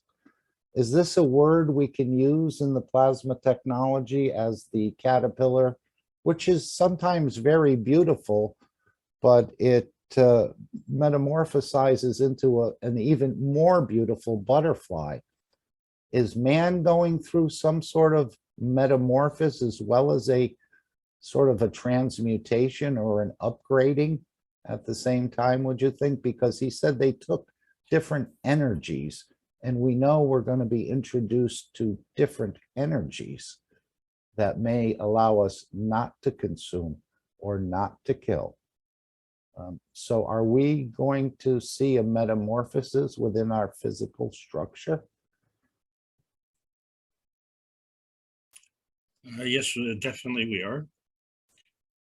So if you look at the hemispheric relationship of the brain, and you understand that the right side of the brain affects the left side of the body, and the left side of the brain affects the right side of the body, and we understand that from the person's perspective, say the right side is the giver and the left side is the taker. But not only. The thing is that in terms of field strength, there's an asymmetric relationship. And so that asymmetric relationship means that the left side and the right side are not symmetric. And, if you want to have a little fun, take a picture of someone that you know in, say in the public. And, you all have the capability of editing these pictures on your computers and having a little fun. Take the right side and flip it over and see how, if you take say one side, flip it over and put it together on the other side and compare that to their actual face, which has two sides that are different. You'd be startled at the difference. And in fact, if you go one step further in some of the books, when you read where they talk about out-of-body experiences, when a soul comes out of the body and they look back at their body, they are looking at it the way other people see them. But they are not, you never see yourself the way other people see you. Why? Because the only way in physicality that you see yourself is in a mirror. So you're getting the reverse image. So the true image is when you look at yourself as you step out of your body. And for a lot of people, that's quite shocking. So, you can play these games on your computer by taking a picture of yourself and then flipping it around. And, if you part your hair on the right, then your hair is parted on the left. And you see how that affects your perception of that person. It's a fun game. But I'll tell you what's really fun is when you take half and flip it over, and then take the other half and flip it over and compare the two faces. They're going to be totally different people. You'd be amazed because we don't see how the asymmetry takes over. And, you know, when you look at a child, generally speaking, they're very symmetrical, right? Because they're truthful. But when we get into adulthood, our faces start to get more and more crooked. And this is a byproduct of our, you know, physical existence. We will, as we come together with our true soul nature, we will not only restore our physical and emotional harmony, but we will also restore our visage, because that is a byproduct of our true nature. You What know, do you man, think about that? yeah, interesting. Man has this double hemispheric brain, Mr. Kesh has informed us, which we all know, but he said it's not a common creation in the universe. It's not unique, but it's not that common. Do you think we'll be creating some sort of balance or creating a one-piece structure, perhaps, over time in our brains, or will we continue to live? Because now you can go from the energies to the physicality and back to the energies. Would we need a double hemispheric brain, or is this a uniqueness to our, let's say, race? So I'm going to answer your question by referencing the convention meeting yesterday, which probably most of us attended, and there'll be I hope a copy of, so that everybody can listen to it. But what was interesting is that there's a common perception, you know, that we will be saved by aliens. I heard that, yes. Well, you know, if you're an alien, then we are alien to you, right? I'm going to reference the fact that we have additional capability. We have this dichotomy here, or trichotomy, in fact, where we have a soul of the body and the soul of the man, and they interact together with the physicality. And I think that is a unique characteristic that we have. It is not a burden. It's not something that would say, oh, you know, I want to get back to my spiritual self. You are your spiritual self. Your physical self is a manifestation of your spiritual self. So it's just becoming aware. So I believe that this is an added capability that we have. And as such, this gives us an inherent burden. And that burden is our conduct. Because of the delay in consequences with respect to the reduced energy fields on this planet, it gives us this disjointed appearance that when the consequences are delayed, that there are no consequences. And as such, then we tend to act as hooligans. And the universe will not allow that. So the way we deal with hooligans here is we fight them, we imprison them, we outsmart them, we play games that way, okay? Who is the most deceitful, right? We are masters at playing poker. The universe doesn't do that. They know the truth. Why would you play poker if I know what your cards you have? So you can't hide, and so they don't fight. The whole essence of fighting is pointless. And I think this is what the members of the US military are finding. And the reason they're having this distress is because they are patriots. They are patriots. And when they find out the truth, that reality is harsh. And unless they have some kind of assist to clarify it for them, and it's not just them, we have drug addicts, we have prisoners, we have youth who are depressed. And right now we have a whole earth that is under pandemic siege. So, you know, this is all wasting energy. We have the capability of building a new world, but it's new only to us here on this planet. The rest of the world is scratching their head and wondering, what are you guys doing? You know, get with the program. And, you know, I don't claim any, you know, superpower here. I am like with the rest of you. I have to every day ask myself the question, you know, what am I doing? And, you know, where are we going, and what are we going to accomplish, and what does it mean?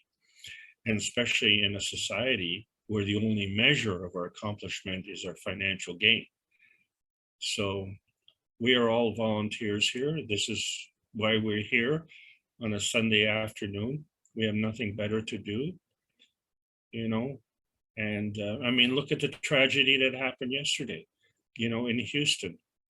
You know, all these people survived the pandemic, and then they went to a music festival and they couldn't survive that. You know, this is the kind of nonsense that we are having on this planet, and this kind of conduct is not permissible, because when you look into the universe, you can see that it's well organized. So we need to step up our game, and we need a little help from our friends. And the best friend that you have, let's face it, is you. I want to say something. Can I? I think Liliana had her mic open, if you don't mind waiting a minute. Or Yeah, unless of she course. opened it by, thank you, Selena. Liliana, did you want to say something?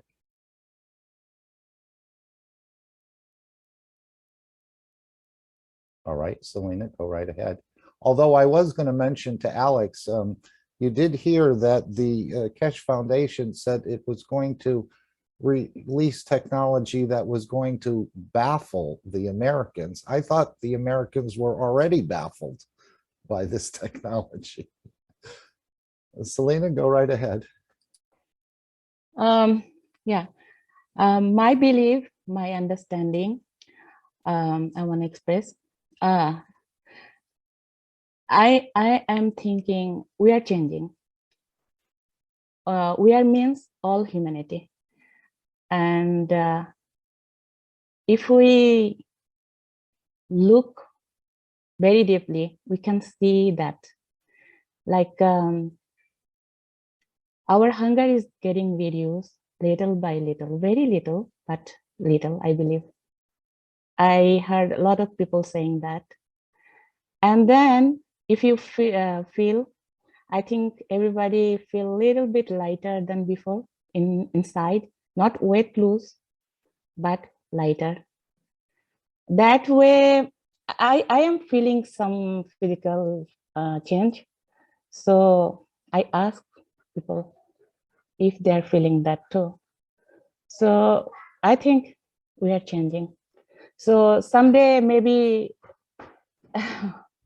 some years later, we will see back how much we change without knowing. Yes.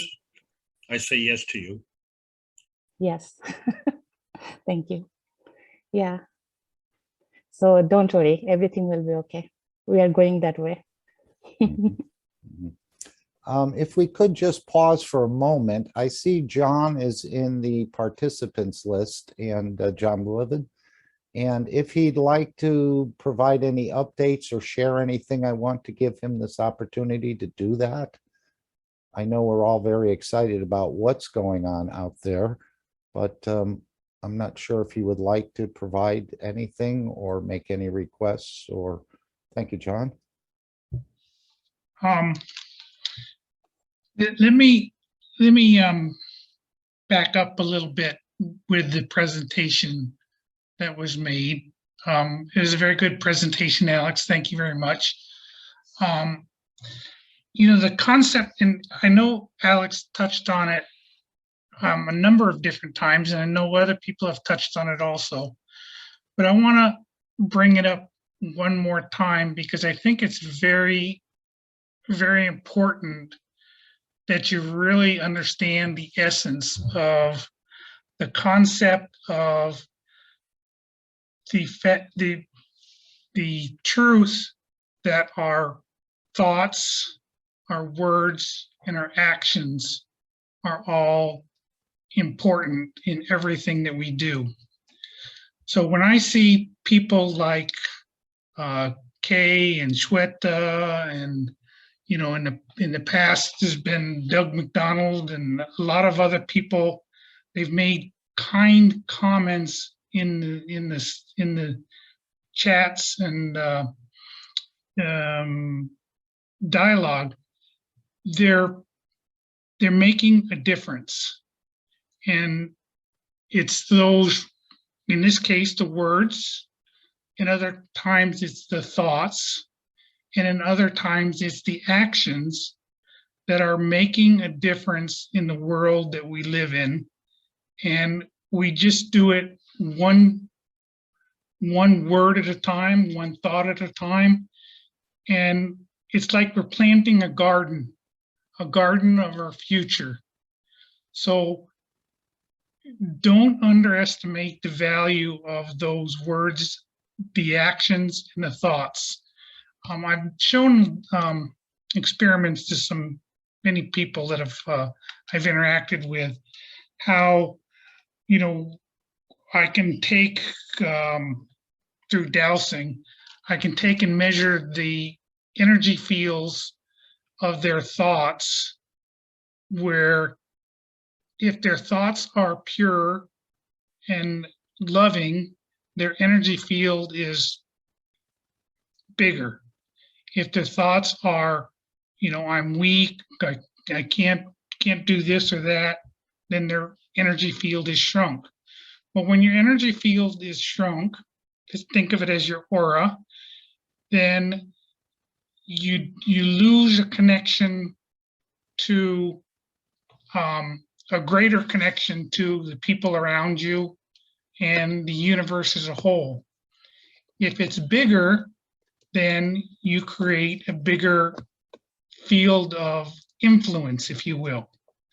So when I see words, that are put in the chat and talked about, those energy fields are being expanded, and it's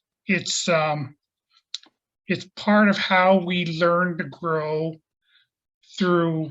We started with Ganses, and we talked about the energy fields of Ganses, but we're moving towards this concept of our energy fields and how important our energy fields are. Because everything that the devices that we see, like the universal body enhancement systems and the eye units and all of those tools, if we allow our soul to grow and develop, our soul will be able to influence the fields and the people around us, much like I use the analogy of Jesus. When he walked into a village, the whole village was changed. We have the potential to be that type of change maker, where our energy field will be strong enough where we can give enough energy where we can heal another person. These are all things that we kind of move towards in our evolution as we work with this science. They always talk about where the science meets the soul. Well, now we see how the science is meeting the soul, and we have these opportunities now to, even if we're not making GANs or doing anything else, there's a lot of things that you can do to grow yourself personally, and even the foundation by your thoughts, your actions, and your words. So I salute the teachers that we have, Alex, Mark, Jalal. I saw Marie in there, Raphael. All of those teachers, when they're teaching other people, they're sharing their words and their thoughts in a way that it's like you're planting a garden, and that garden, can one day sprout, a lot of fresh vegetables and a good harvest, because you took the time, you took your energies, and you planted that garden with your words and your thoughts and your actions. So I salute these teachers. It's one of the things when Mr. Kesh, like for example, when we see Mr. Kesh talk, his words impact us. When Alex talks, his words impact us. So there's a lot to be said for, the work that we're all doing. And each of us does it in our own way, but it's all contributing to the whole. That's why, the foundation is moving forward, because there's so many people that are doing little things that are making a bigger difference. So I want to just say that. Let me go into what's going on in Arizona. In Arizona, we're going to be receiving these eye units. The eye units are much more than just an eye unit. Their capabilities will be such that they can deal with things like Parkinson's, Alzheimer's, possibly even some autism cases. They also will regrow, or regrow is the right word. The neurons within the brain, so that these people that had, serious brain injuries will be able to, correct their deficiencies through a brain that's more healed. So the way that in terms of the eyes, what it does is it actually reconnects the neurons to the eye area, such that the blind can see again. Those with traumatic illness or traumatic injuries to the eyes can be corrected. So it'll be a big game changer. And we're going to have enough of these units where we'll be able to assist with veterans hospitals and the veteran community to make a big difference in initiating the peace process, where we let the people that know that are going to be getting these free treatments, that the treatments are a gift from the Iranian community, so that we start to build this relationship that shows that there's good people on earth, and just because they live in this country or that country, they're still good people and they still care. And hopefully it'll snowball into a bigger understanding of our universal community. So that's exciting stuff. And hopefully before the end of the year, the first universal body enhancement units will show up, with a couple going into our facility. And those will be redesigned from the original configuration, and there'll be some newer technologies within them that will, let's just say it'll, I don't want to say it. It'll connect us to, or connect the user to, or have the capabilities to connect the user to the universal community. So it's exciting stuff that's coming forward. And the Arizona's facility will also become a showplace where the science and the soul can meet in a way that an entire community in Arizona will be changed. It's not just for Arizona, but you'll see a lot of change in the dynamics of the community, because these units, it's like everybody that goes into them will be changed. So it's like a ray of sunshine is now, everybody that goes in is now a ray of sunshine for another person and another family and another, everybody that they interact with. So it's exciting, and I'm glad to be a part of it. That's all I got, Mark. I'm glad you are a part of it. And John, could we also refer to these centers or these processing facilities as a dignity restoration facility? I was so touched by the person in China who was processed through the unit, even though he might have been a very important man.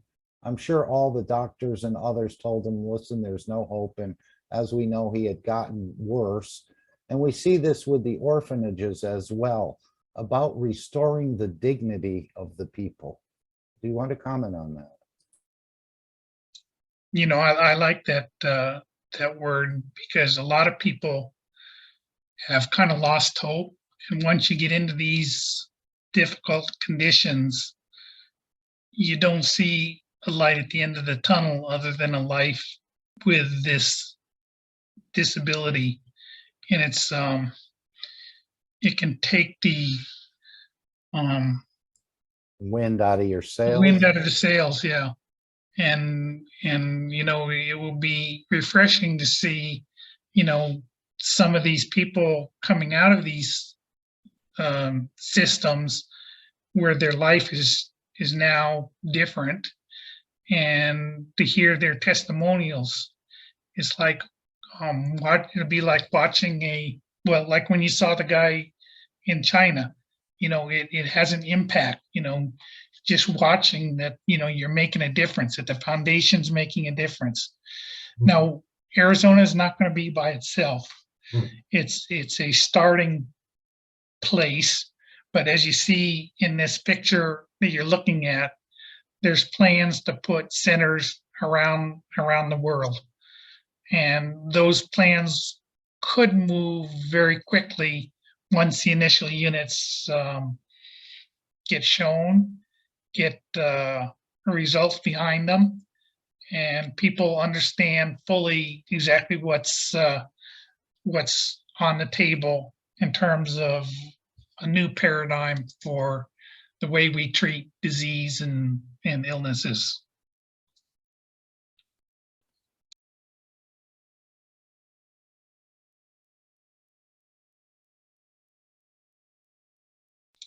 Back to you, Mark. Thank you, John. That was elevating, right? What you said right there. And again, it's important with the words and the thoughts and the actions as well about creating these fields.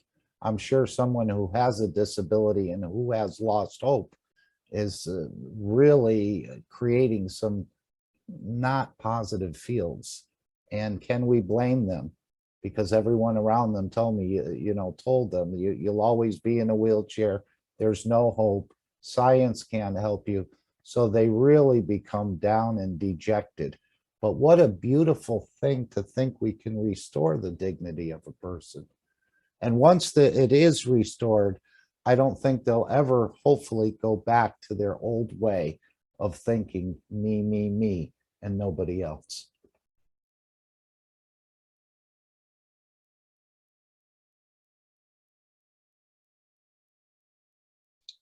Yeah, right you are. And, these centers going up, around the world, will, start to make a dent in how we transition from where we're at today to the world we want to go to. And each one of these people that now have a different energy about them and different thoughts about them, they're now able to contribute to the collective rather than taking energy from the collective. So it really is all about, our collective energies, and how the world changes. And the more people that we, change or even see the change, sometimes you don't have to be the one in the pod. Maybe it's somebody that's in the pod. All of a sudden, you see that, their healing brings you hope. And like you say, dignity. Yes, very nice. I thought you might have come here for recruiting someone, but we can all help you just by what you said about thinking good thoughts about Arizona, about adding fields to it, creating plasmas that you can use. And you don't even have to be aware of it, do you? We can do this silently, couldn't we? Exactly, Mark. That's the big key takeaway, is that your thoughts make a difference. So, if your thoughts are, thoughts of success, and the foundation being, part of the change, and how you, contribute to it, those thoughts are, it's like it's like the law of attraction. You attract those fields that you put out into the universe. So it does make a difference. And as long as your vibration is high enough, and I know a lot of the people in the foundation, their vibration is high enough that those thoughts are, multiplied times 10 versus maybe 2-3 years ago, where those thoughts were maybe a lot weaker. Because they do have, the people around the foundation, I see a lot of them have the right vibration. So it makes, those people and those thoughts are amplified. Their fields are bigger already. Their energy fields are bigger. And of course, all of you are. Yeah. yes. And of course, you're aware that Mr. Kesh had proposed 100 processing centers across North America. I'm sure you're aware of that. I am. It's one step at a time. No, I know. 100 doesn't come overnight, but I agree. yes. Yes. Good evening. Sorry to come in at this point. I wonder how you got this picture, which is on the screen. Where does it come in? Is that from you, John, or? Actually, it's from you, Mr. Kesh. No, it's not from me. I think you shared it one time in some meeting. I've seen it before, but I didn't put it up. No, I thought it comes from your folder. In respect to what John was saying, as John is part of the whole of the Keshe Foundation structure as top management, we can clearly announce that we have arranged and structured a finance for it to build one enhancement center in every capital nation on this planet within the next 2 years. And we foresee to open at least one enhancement center in every state in the United States in the next 3 years. And the Keshe Foundation has arranged that what we call the Arizona Enhancement Center will go a step up to become an institute center, the same as LIDS. And it's more or less everything has been laid out, everything has been sorted. The biggest problem we have is to increase the manufacturing at the Chinese end, which is being able to produce in excess of 100 units a month to meet what we want to do. And this has become more or less not possible. So we are looking into manufacturing 50% of the enhancement units in Iran, because Iran and China are the only nations we can produce these huge spheres in parts with the technology exists.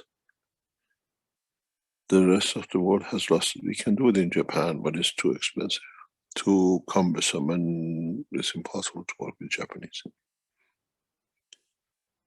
So what John was saying is that, yes, we are committed, and we are in the process of completing the financing of the opening one enhancement center in every capital of every nation.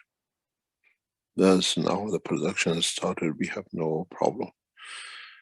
And if we cannot reach the enhancement centers, we can start with what we call the vision and the horizontal units, which are very effective systems.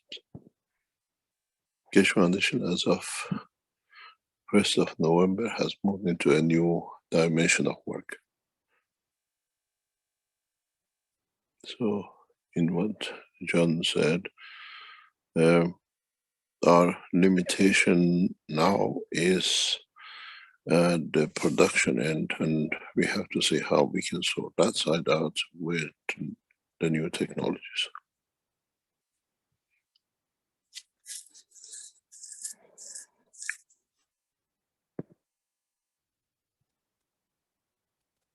Thank you very much.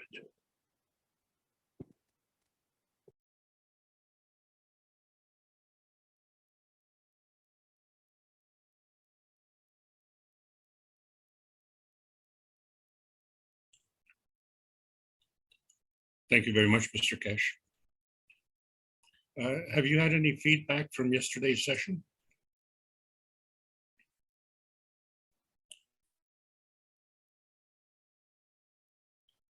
Can I ask Yesterday's a question? session, yes. Go ahead. Yesterday's session was, if you noticed, we brought a new topic into discussion. We knew the Americans are online. We were told the way it was set up, people from Washington were listening, and we made a very clear line of discussion. The Iranian negotiation will start on the 8th, and what they call 28th, around about 28th of November, around 27, 28. And in that process, we laid out some markers, as we call it. And it was deliberate to do that for the American administration, and we will see their feedback in the negotiations.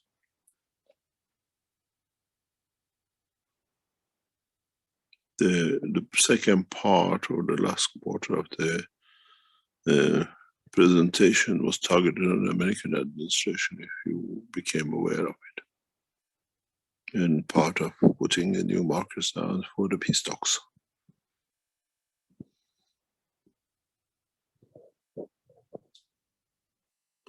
We will see the reaction in Vienna when the talks start.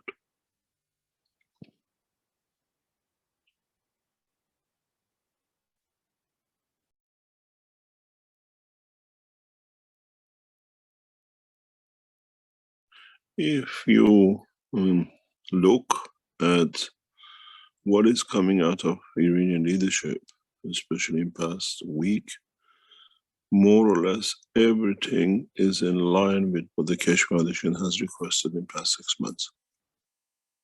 That we change the position, we bring a new dimension to show the new technology, and we support the peace talks between not 5+1, but at the same time, as we said on the teaching of Thursday, the situation with Palestine has to be as part of it. When we call it Palestine, that includes Israel and Palestinians together as one state with two sections or two parts. And secondly, this is on the prime list of our discussions in negotiations. We will take massive actions through, we have already received agreements in the background regarding to stop the nation of Belgium to be involved so heavily in pedophilia and child trafficking. And it's part of the negotiation if we get it our way.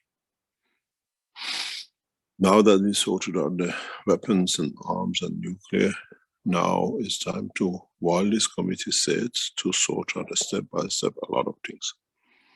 The same, because if you look at it, as I said in 2 weeks, 3 weeks ago, every member of every religion sitting on this committee, 5+1, Christian, the Jews, the Muslims, the Hindus, and everybody else.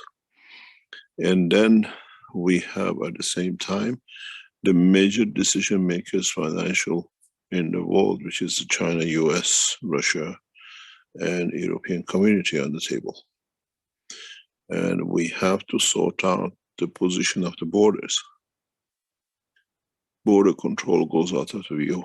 So we will see setting up of the new structures in control of the movement, or in a way to what we do with the presence of the new fast systems which are coming into operation. The spaceship, what we call the flight system, is under manufacturing in China at the moment. It's not that we can stop it. We have placed orders, and in the next 4 or 6 weeks they'll be in Linz. You can literally go in and sit and watch and be part of it. So it's just how it's taking shape and how we will announce step by step we have on our plan within the next 12 months to open 5 centers: Tehran, Beijing, London, New York. Will go under the process of massive structures of CO2 absorption system to reduce pollution. We have already positioned the finances for it, and this is how we're going to show the technology, not by talk. Tens of millions have been committed to these projects. We will announce it, and you will see the structures will be built around, financed by the Keshe Foundation. We are not looking at anyone to finance us, anyone to support us. We will implement in these cities to reduce pollution, and in the pollution in a way to absorb CO2. And the credit for us comes when we cash in the, what we call the CO2 absorption credits that allows us to finance more in the further down the line. And these things we will see. Keshe Foundation has geared up into a multi-billion structure set up in the coming years. And we are not looking to go to no one. We just offer building of these centers for CO2 centers into the nations, and we build it.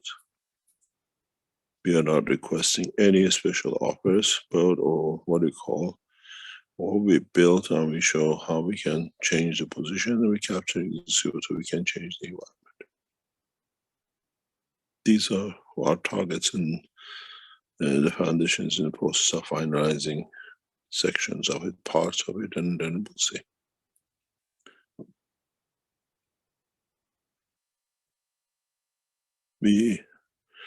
With the backing we receive from governments and others, we truly become a force in the world of the science, space, and the rest of it.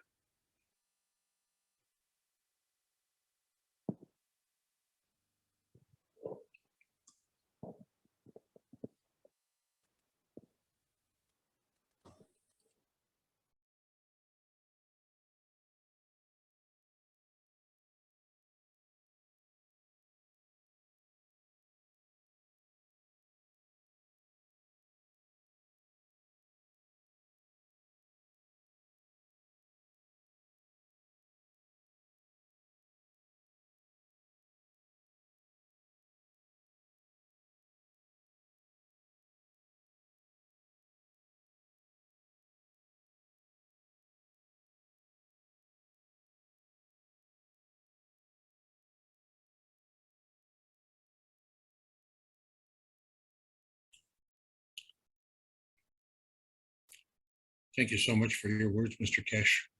It's very reassuring. I pray every day for North America. And this is really, really welcome news. Thank you so much.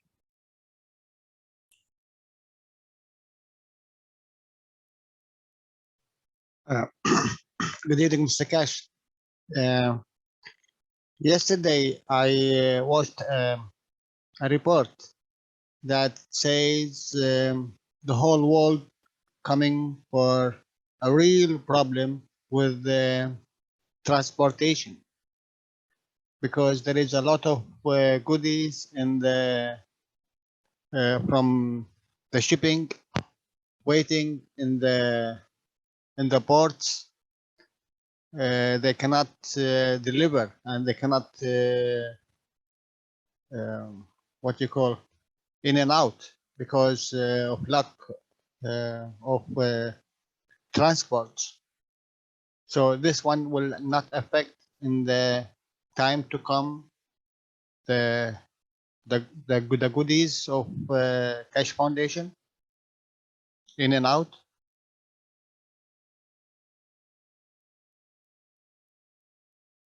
I don't understand. They are saying the shipment is increased about 25% from, let's say, 2019 because of the what they call a lot of countries open up to works, and they need supplement. So the offering is short, so the demand is very high, so they produce a lot of things, but the problem is not by the shipping, it's the problem in the port delivering this shipments. They do not have a lot of transport.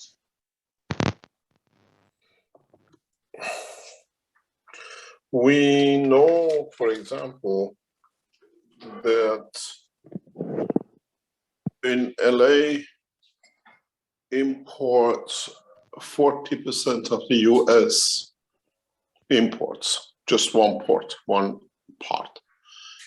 And they have problem due Corona and the other things which now has caused a massive backlog of ships getting into the port. And even they don't think there'll be products for Christmas in the shop, even though they're shipped months before. The same is in England. The problem with the shipping is that they went through a sluggish time with Corona. The Chinese did not stop in a way, but the West stopped.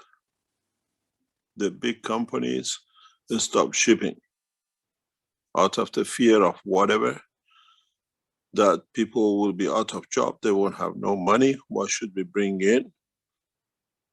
And we saw that in the West very clearly. Many shelves, especially anything which used to be Chinese origin, were empty.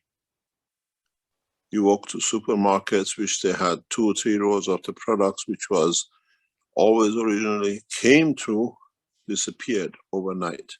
They would not do because they were not sure. And then now this picked up, and there is nobody can do this. The problem is accumulating, and it will not be so easy. I don't see even the Chinese see a solution to it. The Chinese now, all our factories are 3 days operation because the cost of the coal is too much. All the Chinese factories, district by district, get 3 days off non-operation. 2 days no electricity. And the weekends they make sure you don't have electricity. And we all go back on generation, and this affects everyone. And this is a part of the economy. Nobody can help, nobody can do anything. We had a hiccup. These are the back end waves of it.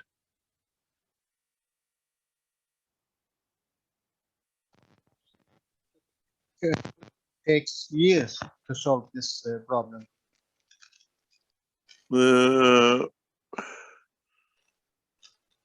It would not take years, because what we see, especially in the American European structure of the retail, everything has a date, expiry date, except some pots and pans and whatever.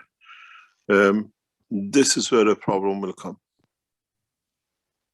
We are negotiating with a number of the African nations to extend the shelf life, but in the ports, a lot of food commodities will go into waste. They literally will empty containers into the seas, into oceans, because what's not delivered on time will not meet the time, it will expire. There is a huge structure problem coming up in the background. The food shortages next year will be extensive. In England, they already have lack of drivers, but they have the food, the same as America. And the European driver unions has not allowed any of the drivers to switch to UK. UK is short of drivers' shops. A lot of shops are short of different materials. They have a fuel problem. Our English guys here can tell you, but it will not be solved. It will not be solved. And we just sit on the sideline and watch what's the next. But we have the solution, Mr. Kai. Yes, we have the solution. The solution sits in many of the ways if you know how to use the technology. We keep on teaching in a very soft way, explaining for people what to do, but apparently it's a wind flow. It goes through one ear and goes the other way. Not all the time. No knowledge seeker, if it comes to the crunch, should be suffering from hunger or disease or cold or lack of energy. No knowledge, because there's all the knowledge is there how to do it, and everything has been gone through step by step.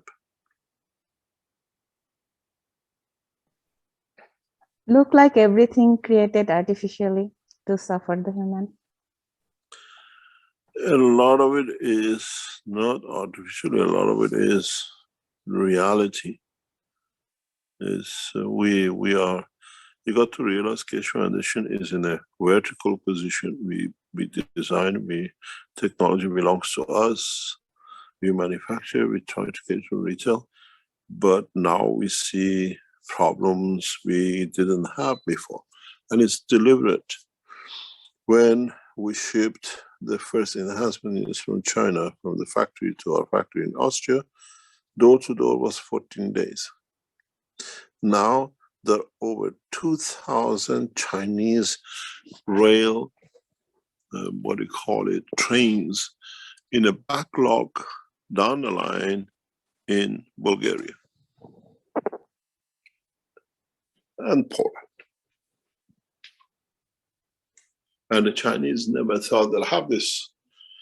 And now delivery is 50 days. Europeans deliberately went to sabotage the success of Chinese. That's all it was. Deliberately sabotage. It's a war against each other. It's not the way it used to be. Yes, human beings suffering, normal people.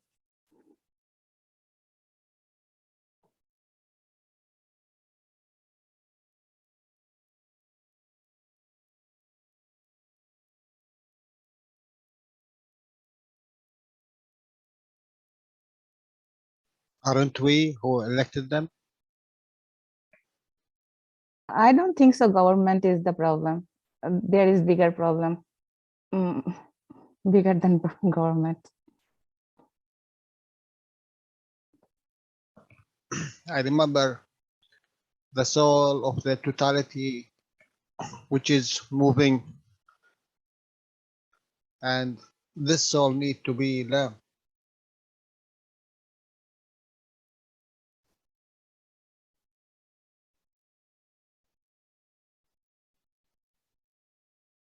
You know, if you look at it like a human body, Yes. you have different area in your body, but the collective, although sometimes the physicality against the emotion or the emotion against the physicality, but collective, it's moving. Yes. So it's the same thing happen in the bigger community.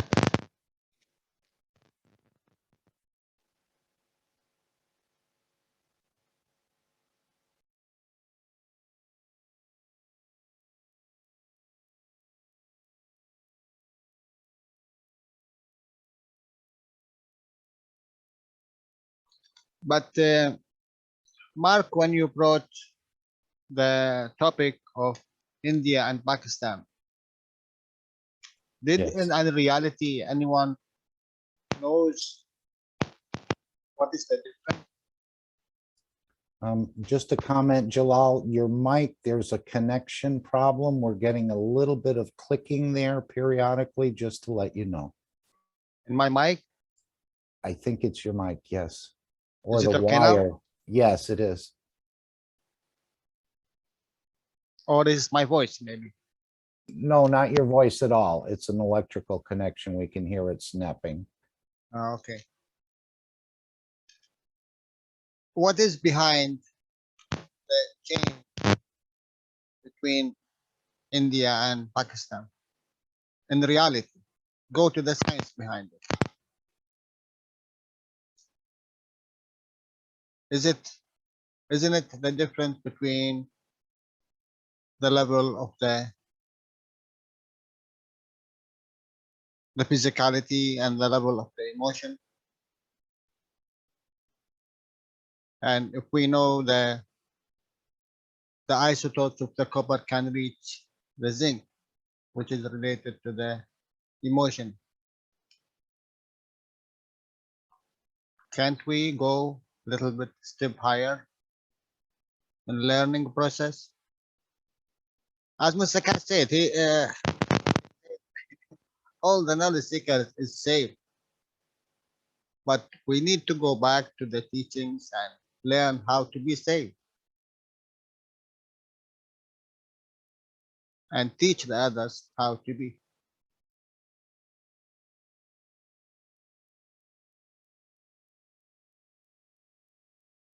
A lot of things need to be understood. Once you understand it in the matter state of it, you can replicate it in your higher physicality and the emotion. If you understand, talk openly, then people will know. Sorry, what you said? I say, if you understand, talk openly, then people will know. But we are all connected. It's we need to understand, and then we change it to our physicality and emotion and work the same basic. If you know what, making the connection between what we are doing from the this matter state plasma. What is the difference between a copper and a zinc? And you have it, copper related to physicality and the zinc related to the emotion.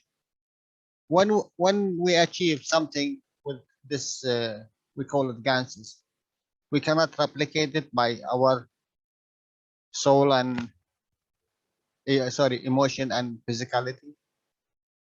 And we know the interaction of the two create a soul. It's only understanding. That's all. That's what we need. how to elevate the physicality to reach the emotion, or we elevate the emotion to reach the physicality.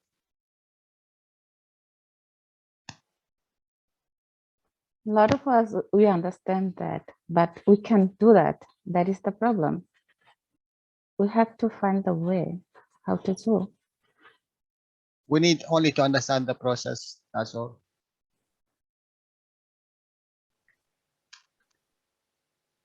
What was said by Mr. Kesh about when we go to space, working free plasmas are readily available to us.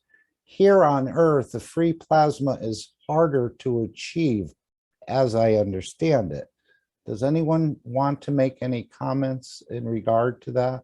Because he said in space, that's all you have is free plasmas. Yes, some of my experience, I understood.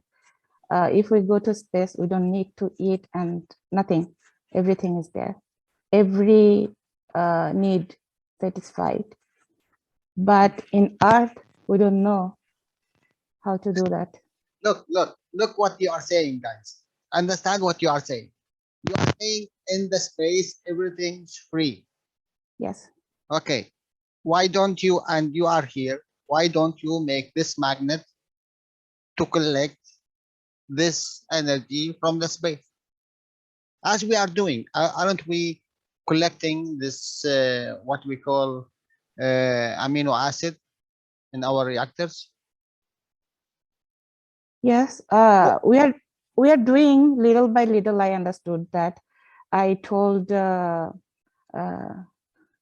Alex like half an hour ago, right? About that. We are changing. We feel, I think so, we don't feel that much hunger like before, and our body getting lighter. I know we are changing. So it need to be faster. But we are changing, I'm sure.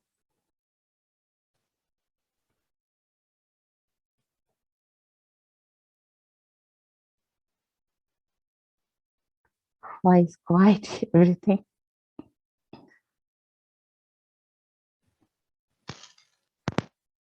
Hi, Jalal. Yes. Oh, I'm sorry. I am washing dishes in the background. Sorry. Yes, somebody said something. Yeah, well, we are in it. Yes, that's for sure. But more souls involved in really wishing, and you have, you know, here you cannot take, because all related to physicality and emotion. In a space, you have everything free, and it is a higher level. So just thinking about it, it will, it will give you a way to reach this this magraph, as we say. Is everything is magraph, and there is an energy outside there, let's say 80 kilometers above, and we can make this magnets, and we are doing it in this small level of the matter state. Cannot we achieve a higher level, and we have 50, 60, 70 kilo of ganses inside us?